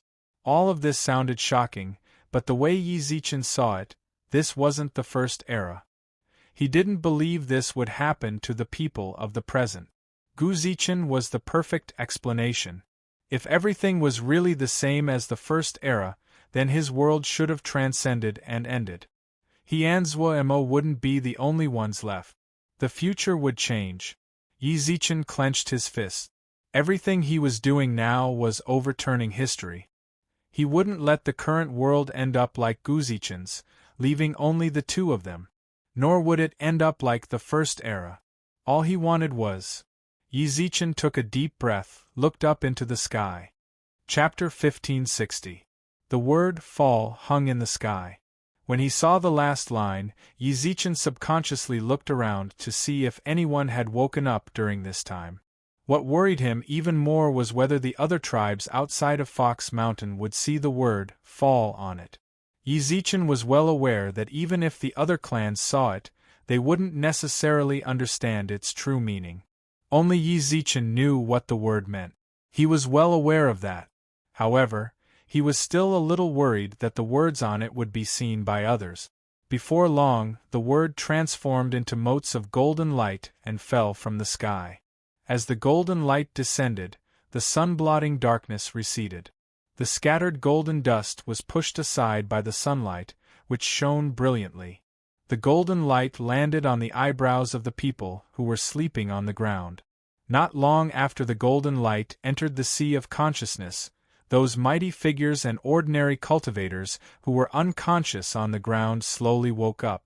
When they saw that they'd fallen unconscious, their expressions were completely blank. It was as if they had no idea how they'd fallen unconscious, as if everything they'd seen before had been erased from their memories. That's strange. Why am I lying on the ground? Yang Jian twisted his neck and rose to his feet, his brows furrowed. From his expression and muttering to himself, it was clear he had no recollection of the darkness swallowing them up. Could it be the outsiders' Guli? Yi Zichen knit his brows. If this had happened after they'd woken up, even if the outsider hadn't told him, Guli would have. But since neither of them had said anything, could it be the golden light? Yi Zichen thought back to when the golden light had fallen to the ground and entered the unconscious cultivator's eyes, which was to say, their seas of consciousness. It was highly likely that when the golden light had entered, it had erased their memories, regardless of whether they were experts or ordinary cultivators. It seemed the outsider's master of the stars didn't want them to have such memories, which was why he'd done this. The cultivators were still in a daze. In order to avoid arousing their suspicions, Yi Zichen feigned ignorance and looked around blankly.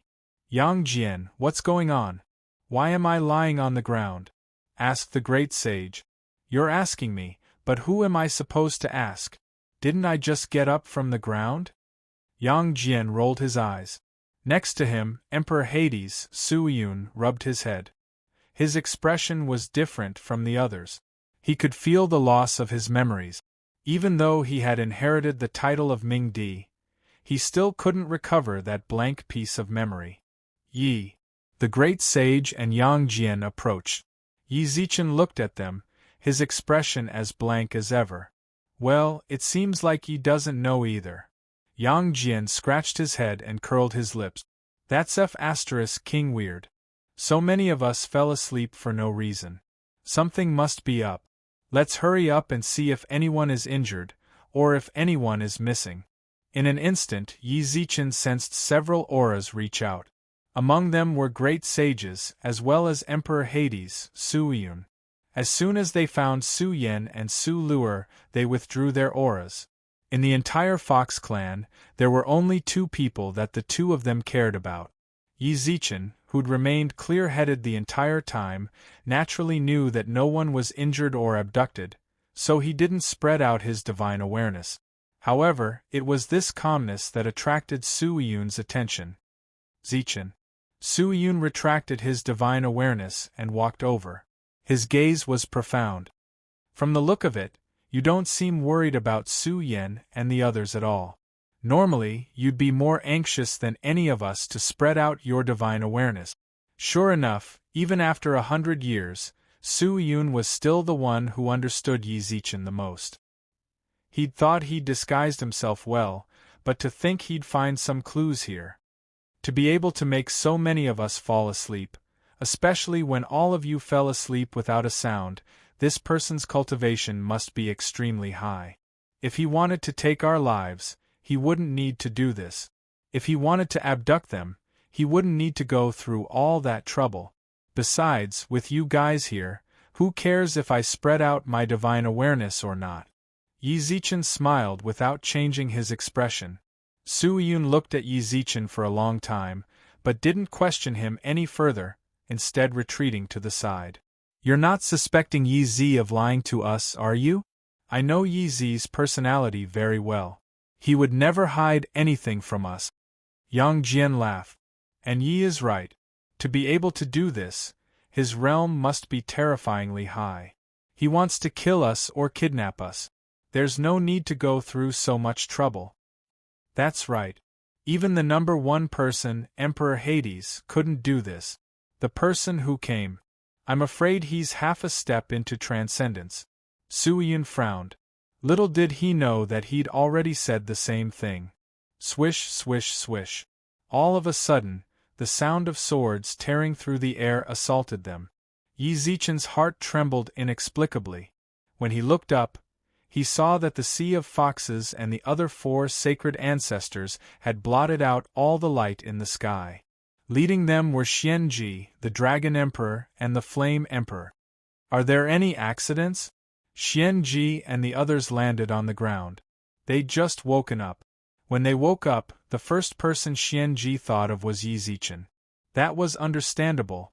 So many great emperors had suddenly fallen asleep. Needless to say, this person's abilities were incredible. She thought about it for a long time. Only Yi Zichen, the Emperor's star, was worthy of such attention. Just as she was about to return to the back mountains to find Yi Zichen, she discovered that the barrier around the foxes and other experts had been broken.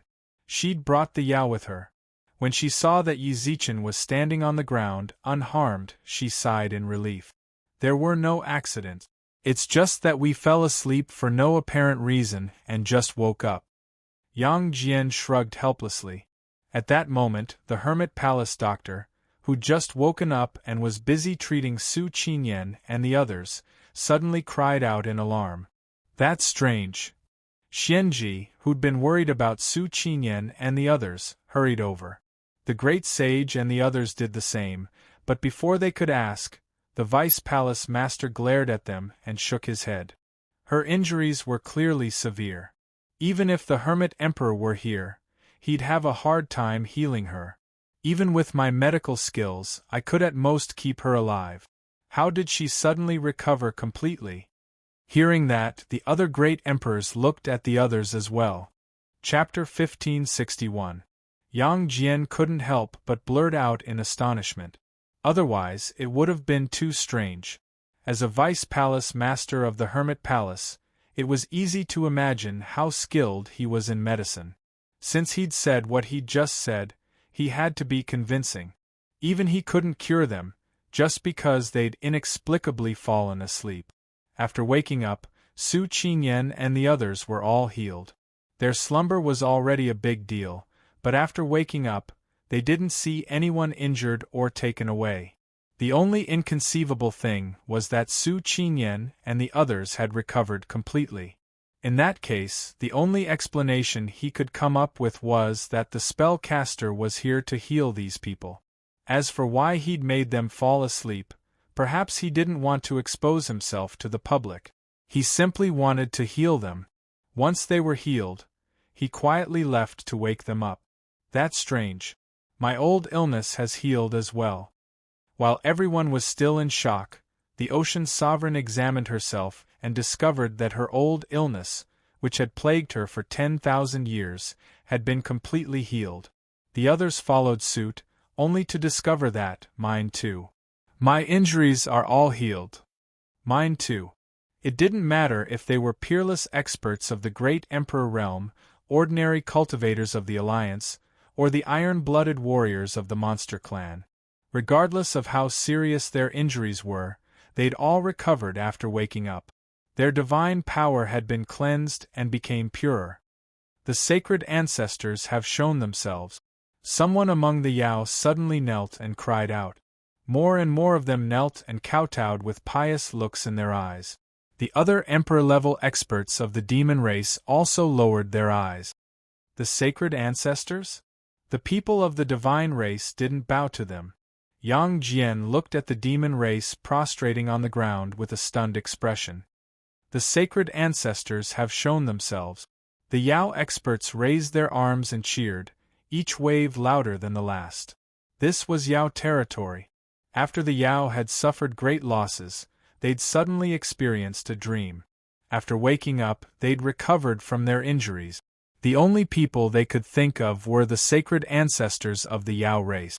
The sacred ancestor of the foxes, in particular, had invented the breath of ice and was a medical genius. The divine spark that the sacred ancestor of the nine-tailed foxes had left behind was the divine spark of the sovereign of life. The Fox Clan experts knelt on the ground devoutly. Even Xian Ji bowed deeply. She was a fox, and even though she was only a branch of the nine-tailed Fox Clan, she still respected the Fox Clan's sacred ancestor. At this moment, buzz, a wave of divine power suddenly spread out from Su Yan's body. Soon after, her body emitted a jade-green light. Her jet-black hair also completely turned a faint green. Her entire body was suspended in mid-air, and a diamond-shaped gem that flickered with a dazzling green light slowly fell from the void. Godhood! At this moment, there was no lack of discerning almighty beings here. The moment they saw the rhombus-shaped gem, they recognized that it was a godhood. Focus! As she gasped in surprise, the emerald gem fell into Su Yan's forehead. The instant it entered her forehead, the green light within her body grew even more dazzling.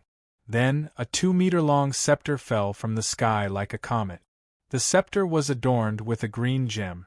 When the crowd touched the gem's light, they could feel their life force become active. A God-given artifact.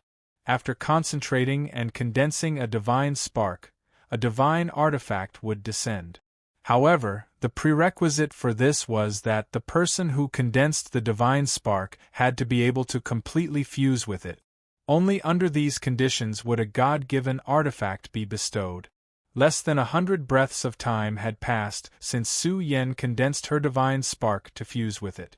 Did this mean that she'd already completely fused with her divine spark? Isn't this the Fox Emperor's divine spark? This fox girl condensed the sovereign of life. The Dragon Emperor couldn't hide his joy. The Vermilion Bird Emperor's Flame Emperor was also shocked. The Black Tortoise Clan's Tu Quan, the White Tiger Clan's Wei Chen, and the other elders all stared blankly. The sovereign of life. A sovereign's divine spark. The god race wasn't actually a god race. They were just humans, and humans were the closest to the god race. That was why they called themselves the god race. True gods needed to condense their divine spark. It wasn't just humans, Yao, and demons. Only those who condensed their divine spark were true gods. However, most of them were lesser gods. Above them were mid-gods and greater gods. This was directly related to the power of the heavenly god. For example, the Four Directions Palace Swanee had condensed a greater god's divine spark. With the hidden dragon sword, even the god, Yao, and demon emperors had to be wary of him. This was a greater god. Gods could suppress humans in terms of their divine spark, and it was the same for other gods. Sovereigns were above greater gods. Low gods, mid-gods, greater gods, as long as one was fated to become a god, they could become one. However, sovereigns were different. There was a limit to how many sovereigns there could be. When the number of sovereigns reached a saturation point, all of them would be inherited. In the future, no matter how talented you were, you could only become a greater god. In the entire god, Yao, and demon races, only the wish god of the Four Directions Palace was known. Long ago, the Fox Emperor of the Fox clan was the life god, but he perished during the Great War of Demons and Gods. Since then, no more life gods had been born. But now, Su Yen had condensed the life god's divine spark, and had even been bestowed the life god's scepter of life. That girl condensed the life god's divine spark, and Su Lu, the Fox Queen, is shockingly talented in the breath of ice. I've heard that they're sisters. Their union will be like the fox ancestor from back in the day. The Dragon Emperor's arms trembled with excitement. It was no wonder the Dragon Emperor was so excited. This scene was simply too moving. The Yao race's golden age had been when the fox ancestor and the 4 sacred beast clans' ancestors had reigned. Now, Su Yen and Su Lu were like the fox ancestor from back in the day. As for the dragons, the Dragon Emperor subconsciously looked toward Xia Kiki, who had yet to wake up. She was the child that the old dragon god had brought over. The old dragon god had even confidently said that her future achievements would not be below his, so it wouldn't be wrong to regard her as the dragon ancestor of the past. Vermilion Bird Tribe, White Tiger Tribe, Black Tortoise Tribe, the acting patriarch of the White Tiger race, Wei Chen, had monstrous talent and was a rare genius that only appeared once in a million years in the White Tiger race. He was regarded as the sacred ancestor of the White Tiger race. Although the Vermilion Bird and the Black Tortoise had yet to reveal any outstanding talents, but back then, 3 of the 5 clans had already shown their prowess. Perhaps these 2 clans. Chapter 1562. The Gods. Zhou Wu sat in the peony pavilion, eyes closed. His aura surged, transforming the space around him into primordial chaos. The peonies in the pavilion bloomed and wilted as he breathed. The space around him had already become a sphere of its own, and was already beginning to take shape. After spitting out a mouthful of turbid air, Zhou Wu, who was sitting cross-legged, suddenly opened his eyes. His gaze shone like lightning, filled with the aura of thunder. When he looked at the peonies around the pavilion, he reached out and brushed his hand, causing them to wither. Then, with a wave of his hand, they brimmed with life once more. Faint excitement radiated from his eyes, and his desire blazed like a raging fire. Just a little bit more. Just a little more, and I'll reach the door to transcendence. Zhou Wu clenched his fists and muttered to himself. Suddenly, he turned his head to the southeast, the smile in his eyes fading, and his brows furrowing. Divine Arbiter, your subordinate is here. While Zhou Wu had been in seclusion, the Divine Arbiter had been waiting nearby. As soon as Zhou Wu spoke, the Divine Arbiter appeared in the courtyard. Her brows drooped, and she bowed to Zhou Wu. Did you sense the Yao fluctuations in the southeast? Asked Zhou Wu. I did. The Divine Arbiter nodded. Those fluctuations came from the Yao foxes. Yao Su Yen condensed a Lord God of Life's Godhead, and was bestowed with a God-given artifact. Yet another sovereign. Zhou Wu narrowed his eyes. Even though he was the God Emperor, he wasn't a god. He'd never condensed a godhead, nor did he possess a God-given artifact. He'd relied entirely on his own strength to get to where he was now. In the past, whenever someone worthy of his attention condensed a godhead, his heart would inevitably waver. For example, when Bian condensed a high god godhead, Zhou Wu couldn't sleep soundly for half a year. He was worried that Bian would steal his throne. There was also the Sea of Innocence's wish god. Fortunately, he wasn't a war type, which was why Zhou Wu was able to lower his guard. However, he was especially worried about the Sea of Innocence's Sea Emperor. Now, another lord had appeared. At this moment, yet another sovereign appeared. The Sovereign of Life. The era was approaching its end. In order to resist the end of the era, heroes would surely rise to power in the future. The Life Master God might just be the beginning. There would be more and more spirit congealing or breakthroughs to become thearchs in the future. As the Emperor of the God race, Zhou Wu was under a lot of pressure. However, this kind of pressure was only for him in the past. Now he no longer cared. The sovereign of life? The surrounding people all grinned and laughed. In the past, the fox ancestor formed the divine spark of a sovereign of life, and he also had the awe-inspiring aura of ice. I heard that the demon race has recently produced a person with exceptional talent in using the ice breath? Su Lu said the divine arbiter. Her talent for the breath of ice is even greater than Su Qingyan's. Looks like the Fox clan is going to return to their peak. Zhou Wu cracked his neck with a chuckle, but did not dwell on the topic. Has Xuetai heard anything about him?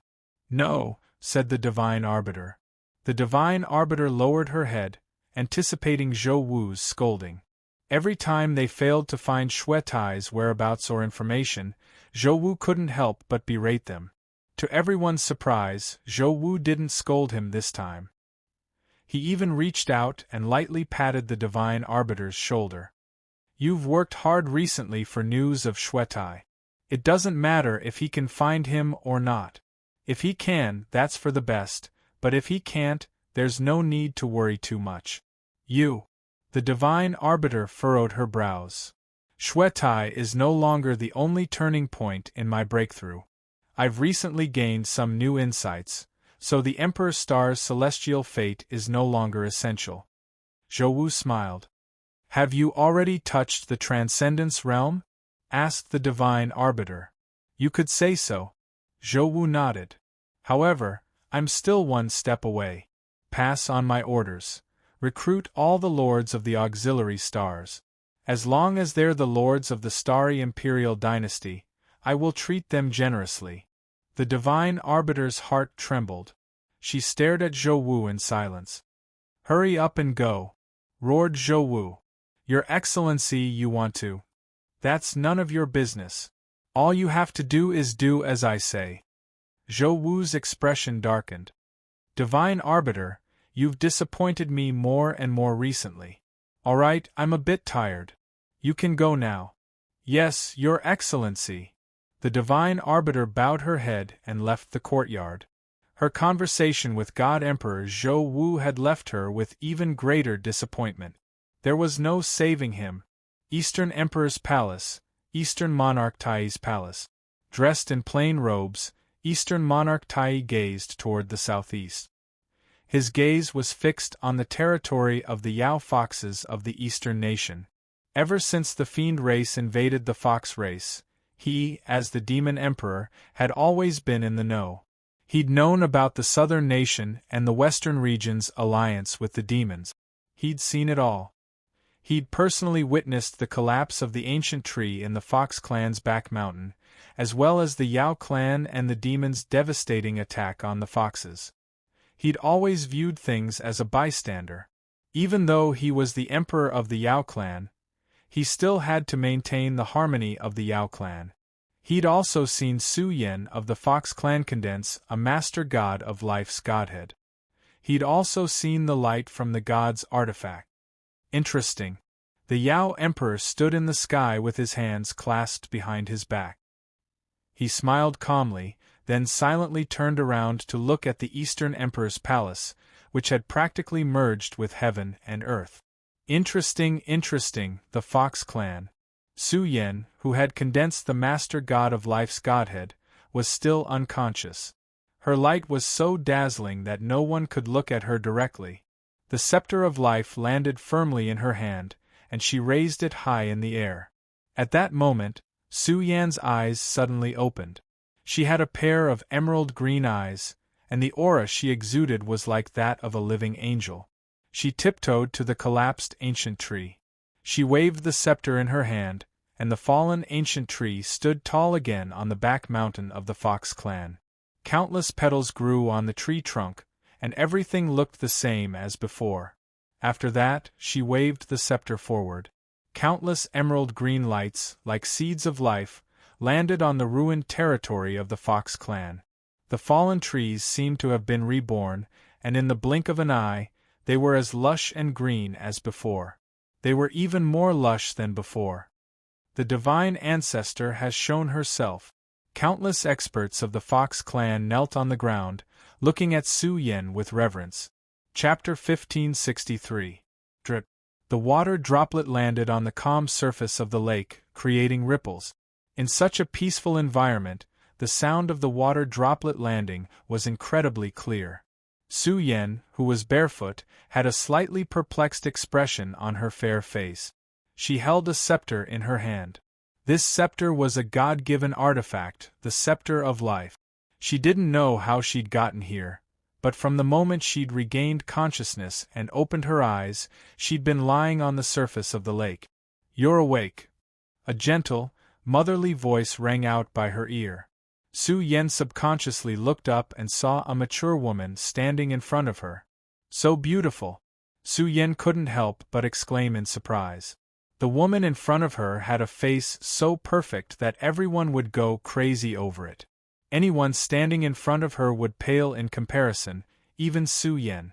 Yet, she didn't make people feel inferior, because it was impossible to compare herself to her. "Big sister, you're so beautiful." Su Yan couldn't help but feel envious.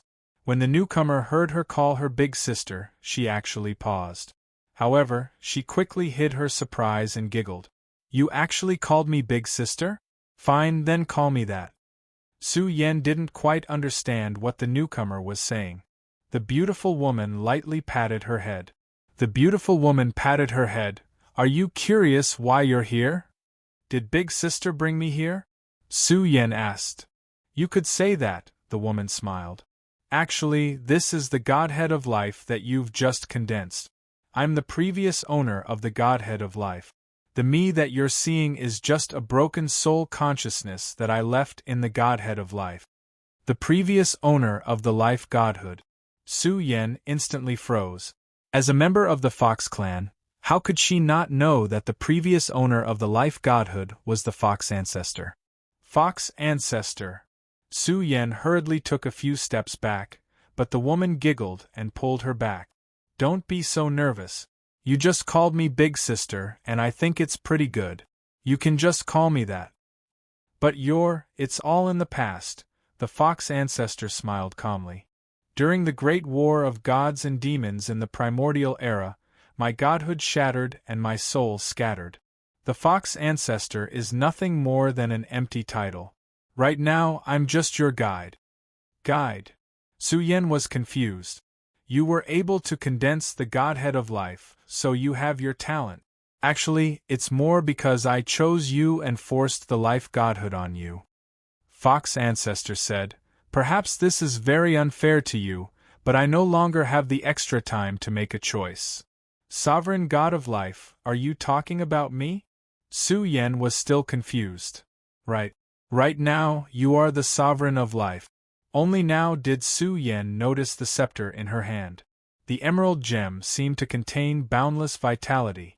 She listened to everything the Fox Ancestor said in a daze. At that moment, the Fox Ancestor spoke again.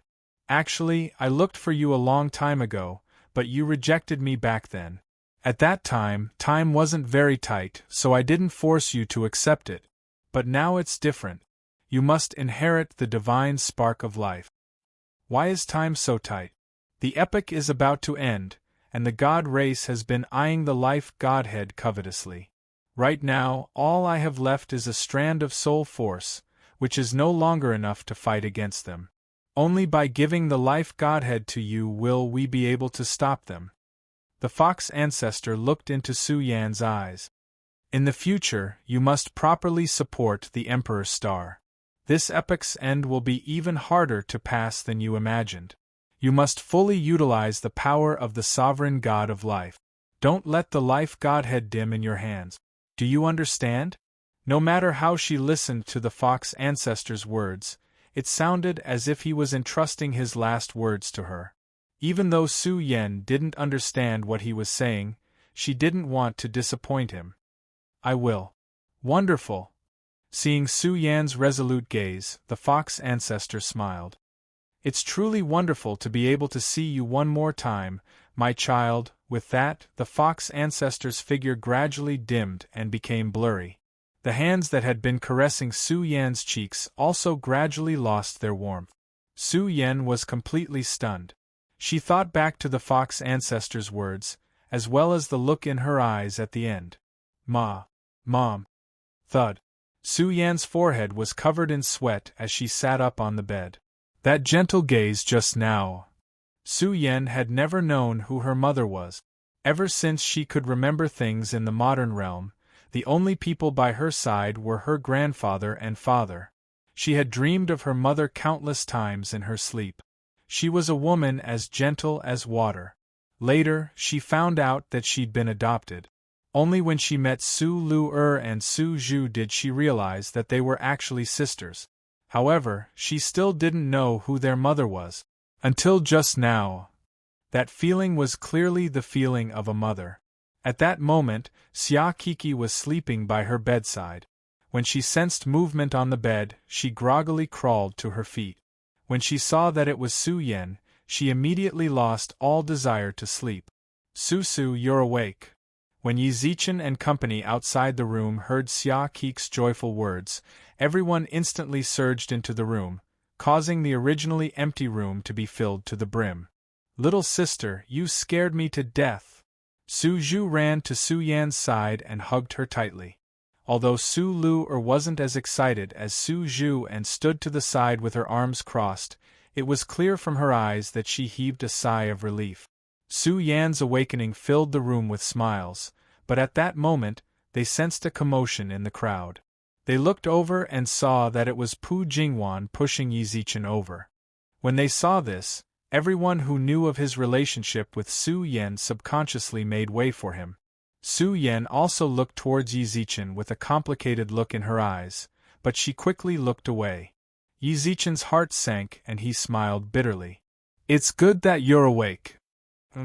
Su Yan's reply was as cold as ever. Then I won't disturb you any longer. Yi Zichen smiled bitterly and walked away. Su Yan couldn't bear to see him leave, but then she heard Pu Jingwan mutter, "Why are you so disappointing?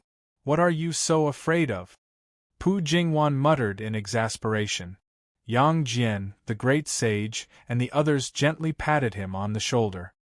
"Yi Zi, I have to go back too," said Su Yun. As soon as he spoke, Su Yan, who'd been silent for a long time, suddenly looked up. She stared at Su Yun for a long time, but didn't say a word. Chapter 1564. Since ancient times, Emperor Hades's appearance had always been a mystery to outsiders. For example, when Yi Zichen first saw Emperor Hades, all he saw was a veil of mist covering his face. Only experts on the same level as him, or if he took the initiative to disperse the mist, could see his face clearly. Otherwise, even rulers wouldn't be able to see him clearly. Although Su Yan had condensed the God of Life's Godhead, she hadn't been able to do so for long. Even if she was compatible with the God of Life's Godhead, it would take her a lot of time to fully comprehend its true essence. Su Yun had only just inherited Emperor Hades's title, but it was different from a godhead. Inheriting Emperor Hades's title was like being infused with wisdom, and his cultivation soared to the level of a peak expert. Condensing her godhead had greatly increased her cultivation, but she still couldn't reach Emperor Hades's level. Su Yun retracted his gaze from Su Yan, patted Yi Zichen on the shoulder, and prepared to leave. "Wait a moment." At that moment, Su Yan couldn't help but speak up. Everyone in the room could sense who she was calling out to. The Yao experts were also curious about this youth, who just inherited Emperor Hades' position. For a moment, everyone's gazes fell on Su Yun. Yi Zichen, who knew of their relationship, also looked over. He glanced at them. It seemed they were about to reunite as brother and sister. Yi Zichen couldn't help but smile. He knew just how deep their relationship was. Back in the modern realm, it had already been like this. In the lower three realms, even after Su Yun joined the demons, his heart was still tied to Su Yan. Su Yan had always been immersed in her grief over Su Yun's death. Now, brother and sister. One had inherited Emperor Hades's legacy, while the other had condensed his godhead and become the god of life. It would have been a strange thing if they had known each other at this time. "Does the god of life have business with me?" To Yi Zichen's astonishment, Su Yun didn't reveal his identity. Not only that, but he looked at Su Yan with the same coldness Emperor Hades usually reserved for strangers. His tone was completely devoid of emotion. His indifferent tone caused Su Yan, who was lying on the bed, to freeze. The last bit of hope in her heart was extinguished by Su Yun's cold words. "I'm sorry. You sound just like an older brother I know, so…" "It's okay.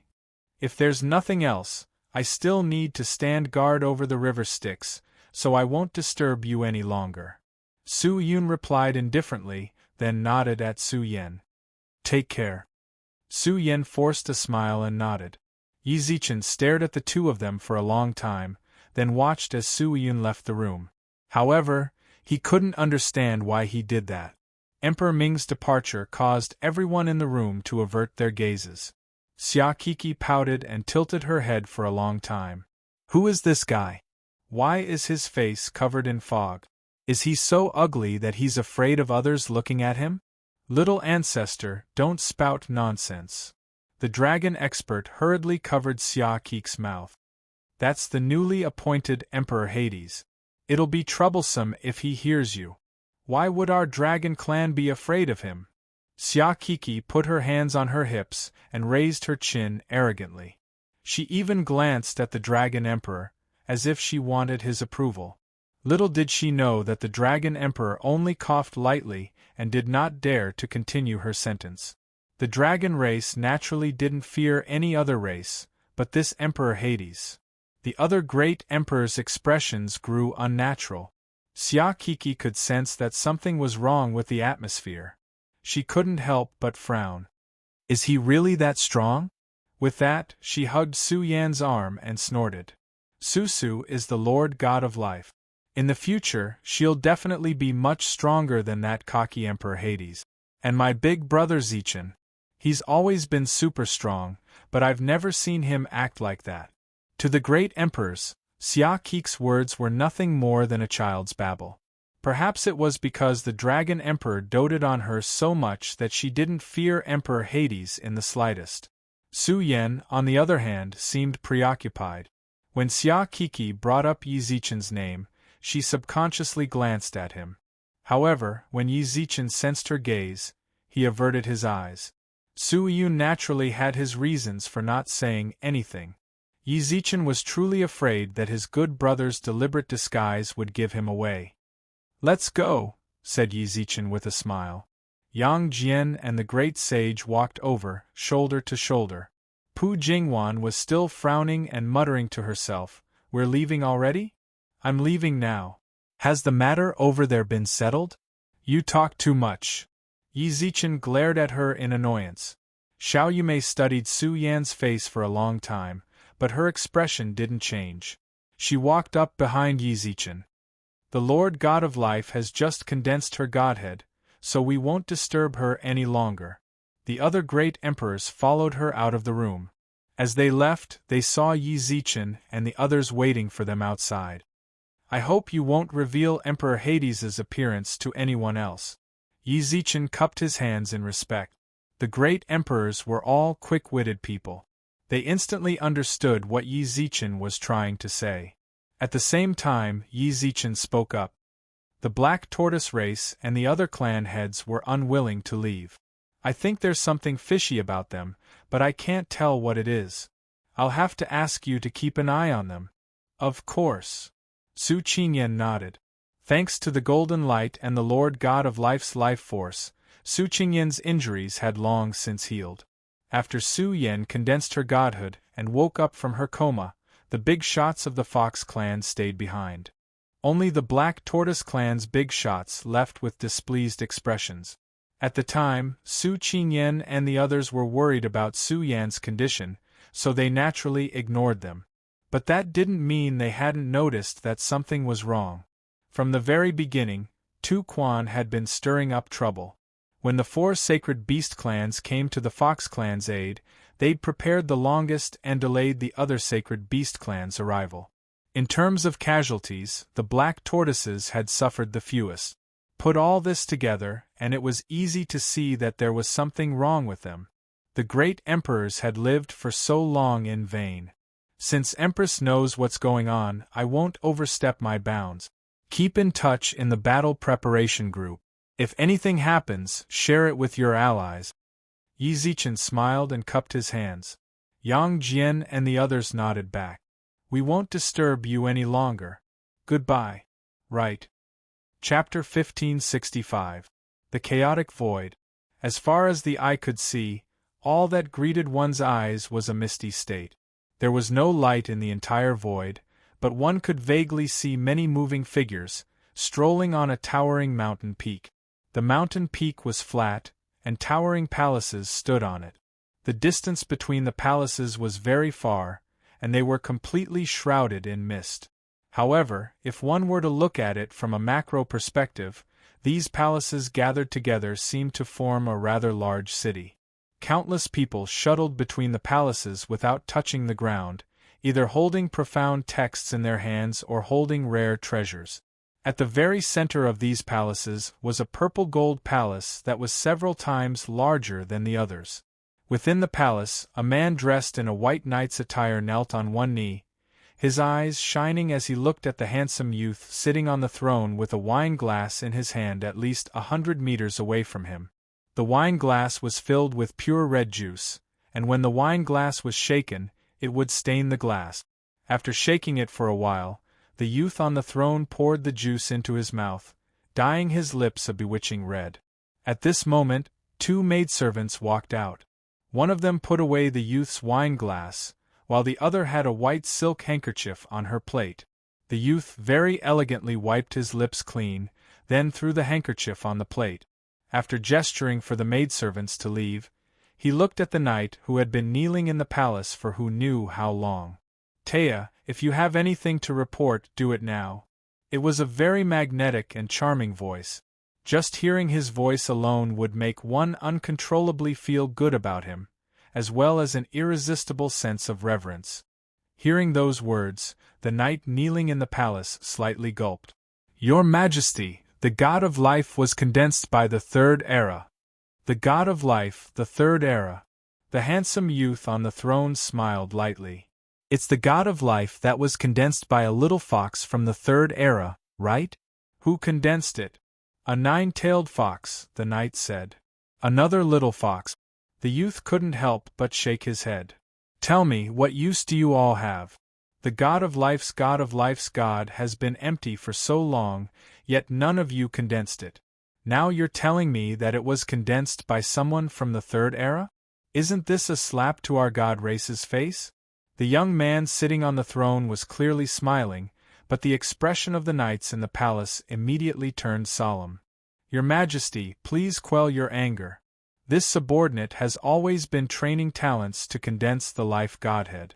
It's just that the previous owner of the godhood of life had his soul fused into the godhood, and our people's attempts to fuse it have always been resisted by the godhood. How embarrassing, said the young man. We're clearly the god race here, and yet those barbarian realms call themselves the god race. Not only that, but they also condensed a divine spark that only our noble god race can have. Don't you think this is a great shame for our god race? Could it be that don't you think this is your dereliction of duty? Your Majesty, please quell your anger. The knight took off his helmet and kowtowed. Forget it. The young man on the seat sighed softly and waved his hand at the knight. You're nothing more than a high god. Giving you the task of condensing a sovereign spark is asking too much of you. How is the attack on the First Era going? The First Era is still resisting stubbornly, but it can no longer change the fate of being destroyed, the knight said. How long until the Third Era starts the game? Based on the time we have here, it should be less than half a year. Half a year. The young man squinted at his fingers. I've waited for too long. I'm getting a little impatient. Let's transfer back some of the giant beasts we've raised. I'm tired of playing the First Era game. It's time to play a new one. I'll arrange it right away. Wait, about the war goddess. There's been no news from the goddess recently. The knight stopped and answered carefully. The young man on the throne nodded and waved at the knight. All right, I understand. You can leave now. The knight clasped his silver helmet in his arm and left the palace. The young man on the throne also suddenly disappeared from the palace. Little did he know that not long after he left, one of the maidservants who served him raised her eyebrows slightly and quietly left while the other maidservants were leaving. My lord, this was a palace that was completely decorated in cold colors. A graceful woman stood in the palace, standing in front of the palace window and looking out. The one who had suddenly run into the palace was the maidservant who had served the young man previously. As soon as she entered, she shouted anxiously, "What's wrong?" Completely matching the cold colors, the woman's voice was also so cold that it caused one to shiver. Hearing her voice, coupled with the cold colors in the room, would cause one to involuntarily shiver. You suddenly ran back. If Yale finds out, you'll lose your head. Even though I sent you there, you should know that I can't protect you. You've even dragged me down. Lord Yale has already left. He definitely won't find out that I've come here. The maidservant smiled.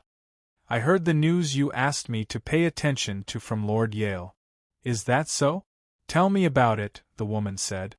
Lord Yale's people failed to condense the divine spark of the God of life. It was condensed by the Fox clan of the Third Era. Lord Yale was very angry, and was so frightened by Tower that he kept kowtowing. The maidservant said, Tower kowtowed as well. What's so surprising about that? He's just a high god, the woman said. My lord, you really are open-minded. General Tower kowtowed. You actually said that he was just a high god? The maidservant's eyes were filled with surprise. If General Tower were to find out, he would probably be very angry. If he had the guts to get mad at me, he wouldn't be a mere high god. You're a sovereign god, I can't afford to offend you. Even though the maidservant kept addressing the woman as Lord, it didn't seem like she was afraid of this woman. Upon hearing the woman's words, she pursed her lips and said, Anyway, General Tay knelt and kowtowed. After that, Sir Yale mentioned it again. Afterwards, Lord Yale mentioned something about the First Era and the Third Era. What did he mention? The woman said. What did he mention? Why are you so curious? Right at this moment, a cold breeze suddenly blew in from outside the door. The maidservant, who had been about to speak, instantly knelt to the ground, her entire body trembling. The woman, who had been staring out the window this entire time, turned her head. Seeing the newcomer, she narrowed her eyes slightly, then bowed slightly. Lord Yale, ever since you came back, you've been very cold towards this king. I really don't know what you've experienced in the past few years. The newcomer was that handsome youth from before. He looked at the woman with a hint of pity in his eyes. Also, since you know what happened, just ask this king. Why did you send me here? Chapter 1566. The Northern Divine Mountain, the Sea of Innocence. Yi Zichen and the others didn't return to Heavenly God City. The Lightning Emperor's estate had already separated from the God Realm and left with the demon's Holy Maiden. The Upheaval Alliance had been established in Heavenly God City in order to intimidate the Lightning Emperor's estate. Now that they'd left, establishing the Upheaval Alliance in Heavenly God City had lost its original purpose. Besides, the Upheaval Alliance's relationship with God Emperor Zhou Wu wasn't exactly harmonious. The Yaoan demons had invaded the God Realm's lands, but the God Emperor hadn't done anything to set an example. Returning to Heavenly God City was pointless, so Yi Zichen prepared to evacuate the Upheaval Alliance's headquarters. Xian Ji and Xiao Yumei, on the other hand, returned to Heavenly God City. Their headquarters weren't just empty shells, they still had many members stationed in the city. The situation was tense, and the Alliance needed people to keep watch. With the two of them back, Yi Zichen felt at ease. Even if God Emperor Zhou Wu tried to pull any tricks, the Upheaval Alliance and Profound Pavilion could help each other. Of course, there was another important reason he didn't return to Heavenly God City right away. And that was, when he left the Nine-Tailed Fox clan, he finally got the answer he wanted from the Ocean Emperor. This answer perfectly reflected his previous thoughts, as well as the words the Lord of the Outer Realms had left for him. They hurried to the Sea of Innocence. By the time Yi Zichen and the others arrived, the Shui family's elder was already waiting outside. Alliance head Yi. Yi Zichen had met this elder once before. He'd been loyal to the Shui family ever since he was born, and Shui Yang trusted him. Now, he was the third elder of the Shui family's inner clan. He wore azure robes, and as the wind blew, his sleeves flapped in the wind. From a distance, he looked somewhat like a transcendent being. This was the feeling. When he saw Yi Zichen and the others arrive, he walked up to them. When Yi Zichen saw him, he understood. The third elder gently nodded at him as a sign of returning the greeting. Then, he turned around and made an inviting gesture. The Ocean Emperor has been waiting inside for a long time. Please lead the way, elder. Yi Zichen, Yang Jian, and the others followed the third elder through the Shui family's outer gate. When they reached the main gates of the Shui family's meeting hall, the third elder stopped and cupped his hands respectfully. The Ocean Empress is in the palace. Before I came here, the Ocean Empress told me to bring you here. Now that I've completed my task, I won't be accompanying you. Yi Zichen and the others nodded and watched the third elder leave. When they stepped into the hall, they saw the Sea Emperor's clone standing in the center. Ocean Empress. They're here. Based on everyone's footsteps, they should be arriving around this time. It seems like my calculations are quite accurate. The Ocean Emperor's clone made an inviting gesture with a smile, and pointed at the tea table that had been prepared a long time ago, gesturing for everyone to sit down. The Sea Emperor's clone was still in the Sea of Innocence, while her true body remained in the River Styx. He had made a promise with Emperor Hades to guard the River Styx for 20 years. Even though Emperor Hades had already abdicated and left his title to Su Yun, a promise was still a promise. He wouldn't leave the River Styx until he'd fulfilled his end of the bargain. The tranquil, fragrant tea wafted into the air, its refreshing fragrance so refreshing that they couldn't help but take a deep breath. They sat around the tea table, and the Ocean Emperor personally poured Yi Zichen and the others a cup. As soon as the tea entered their mouths, they felt a warm current wash over them. The exhaustion they'd felt from rushing all the way from the Nine-Tailed Fox clan to the northern Divine Mountain and the Sea of Innocence dissipated somewhat. This is my true body's treasured collection. You absolutely can't tell him. You jest, Ocean Emperor. The two of you are one and the same. Even if we don't say anything, the Ocean Emperor of the River Styx is well aware of it. Yi Zichen smiled and put down his cup, then nodded repeatedly. This really is good tea. I feel a bit less tired after drinking it. I knew you'd be tired from the long journey, so I brought this out to treat you, said the Ocean Emperor. Thank you for the trouble, Ocean Emperor.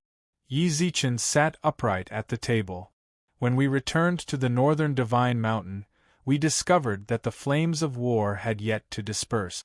Could it be that the demons still haven't retreated? They've already retreated. The Ocean Emperor's clone's eyes flashed with a cold light. Right now, we're actually fighting internally. With that, the Sea Emperor's clone looked at Yi Zichen. Earlier, the rulers of the Divine Mountains said in the group chat that the Divine Mountains' internal clans joined forces with the demons to intercept our troop. Yi Zichen nodded. During the few days Su Yan had been unconscious, the great emperors had all brought this up.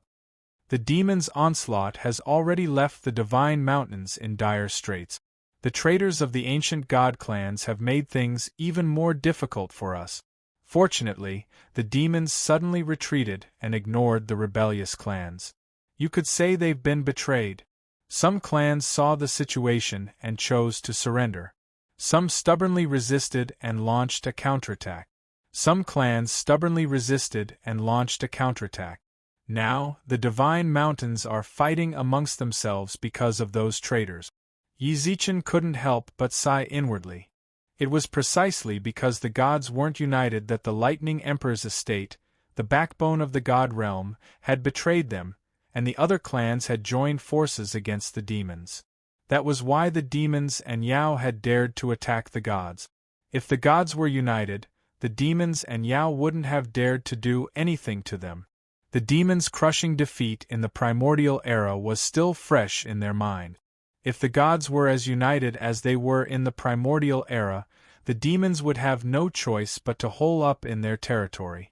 It was already good enough that the gods hadn't attacked them, but now they'd started a war. However, this was understandable, let alone the divine, Yao, and demon realms. Even in the modern realm, pushovers and schemers appeared in times of war. Ambition and courage led them to betray their own clans. It was inevitable. Besides, the God Emperor had done nothing. Now that the 9 divine mountains had fallen to this state, there was nothing more to say. "Do you need our help?" asked Yi Zichen. "Alliance head Yi, how do you intend to help?" The Ocean Emperor's clone chuckled. "As far as I know, aren't the Upheaval Alliance's forces stationed in the Sea of Innocence to guard the river Styx for the new emperor? The Upheaval Alliance still has millions of soldiers in Heavenly God City. They can be deployed," said Yi Zichen. "Alliance head Yi, I appreciate your kind intentions, but there's no need to trouble the Upheaval Alliance with something like this. This is an internal matter of the Divine Mountains, and it's up to us emperors to manage. We ought to handle it ourselves. If we can't even resolve a minor problem like this, how are we supposed to manage the Divine Mountains?" said the Ocean Emperor's clone. "If there's anything you need, just say the word," said Yi Zichen. The Ocean Emperor's clone smiled kindly and nodded. He didn't pursue the matter of the Divine Mountain's internal strife. His eyes flashed, and with a wave of his hand, he closed all the doors and windows.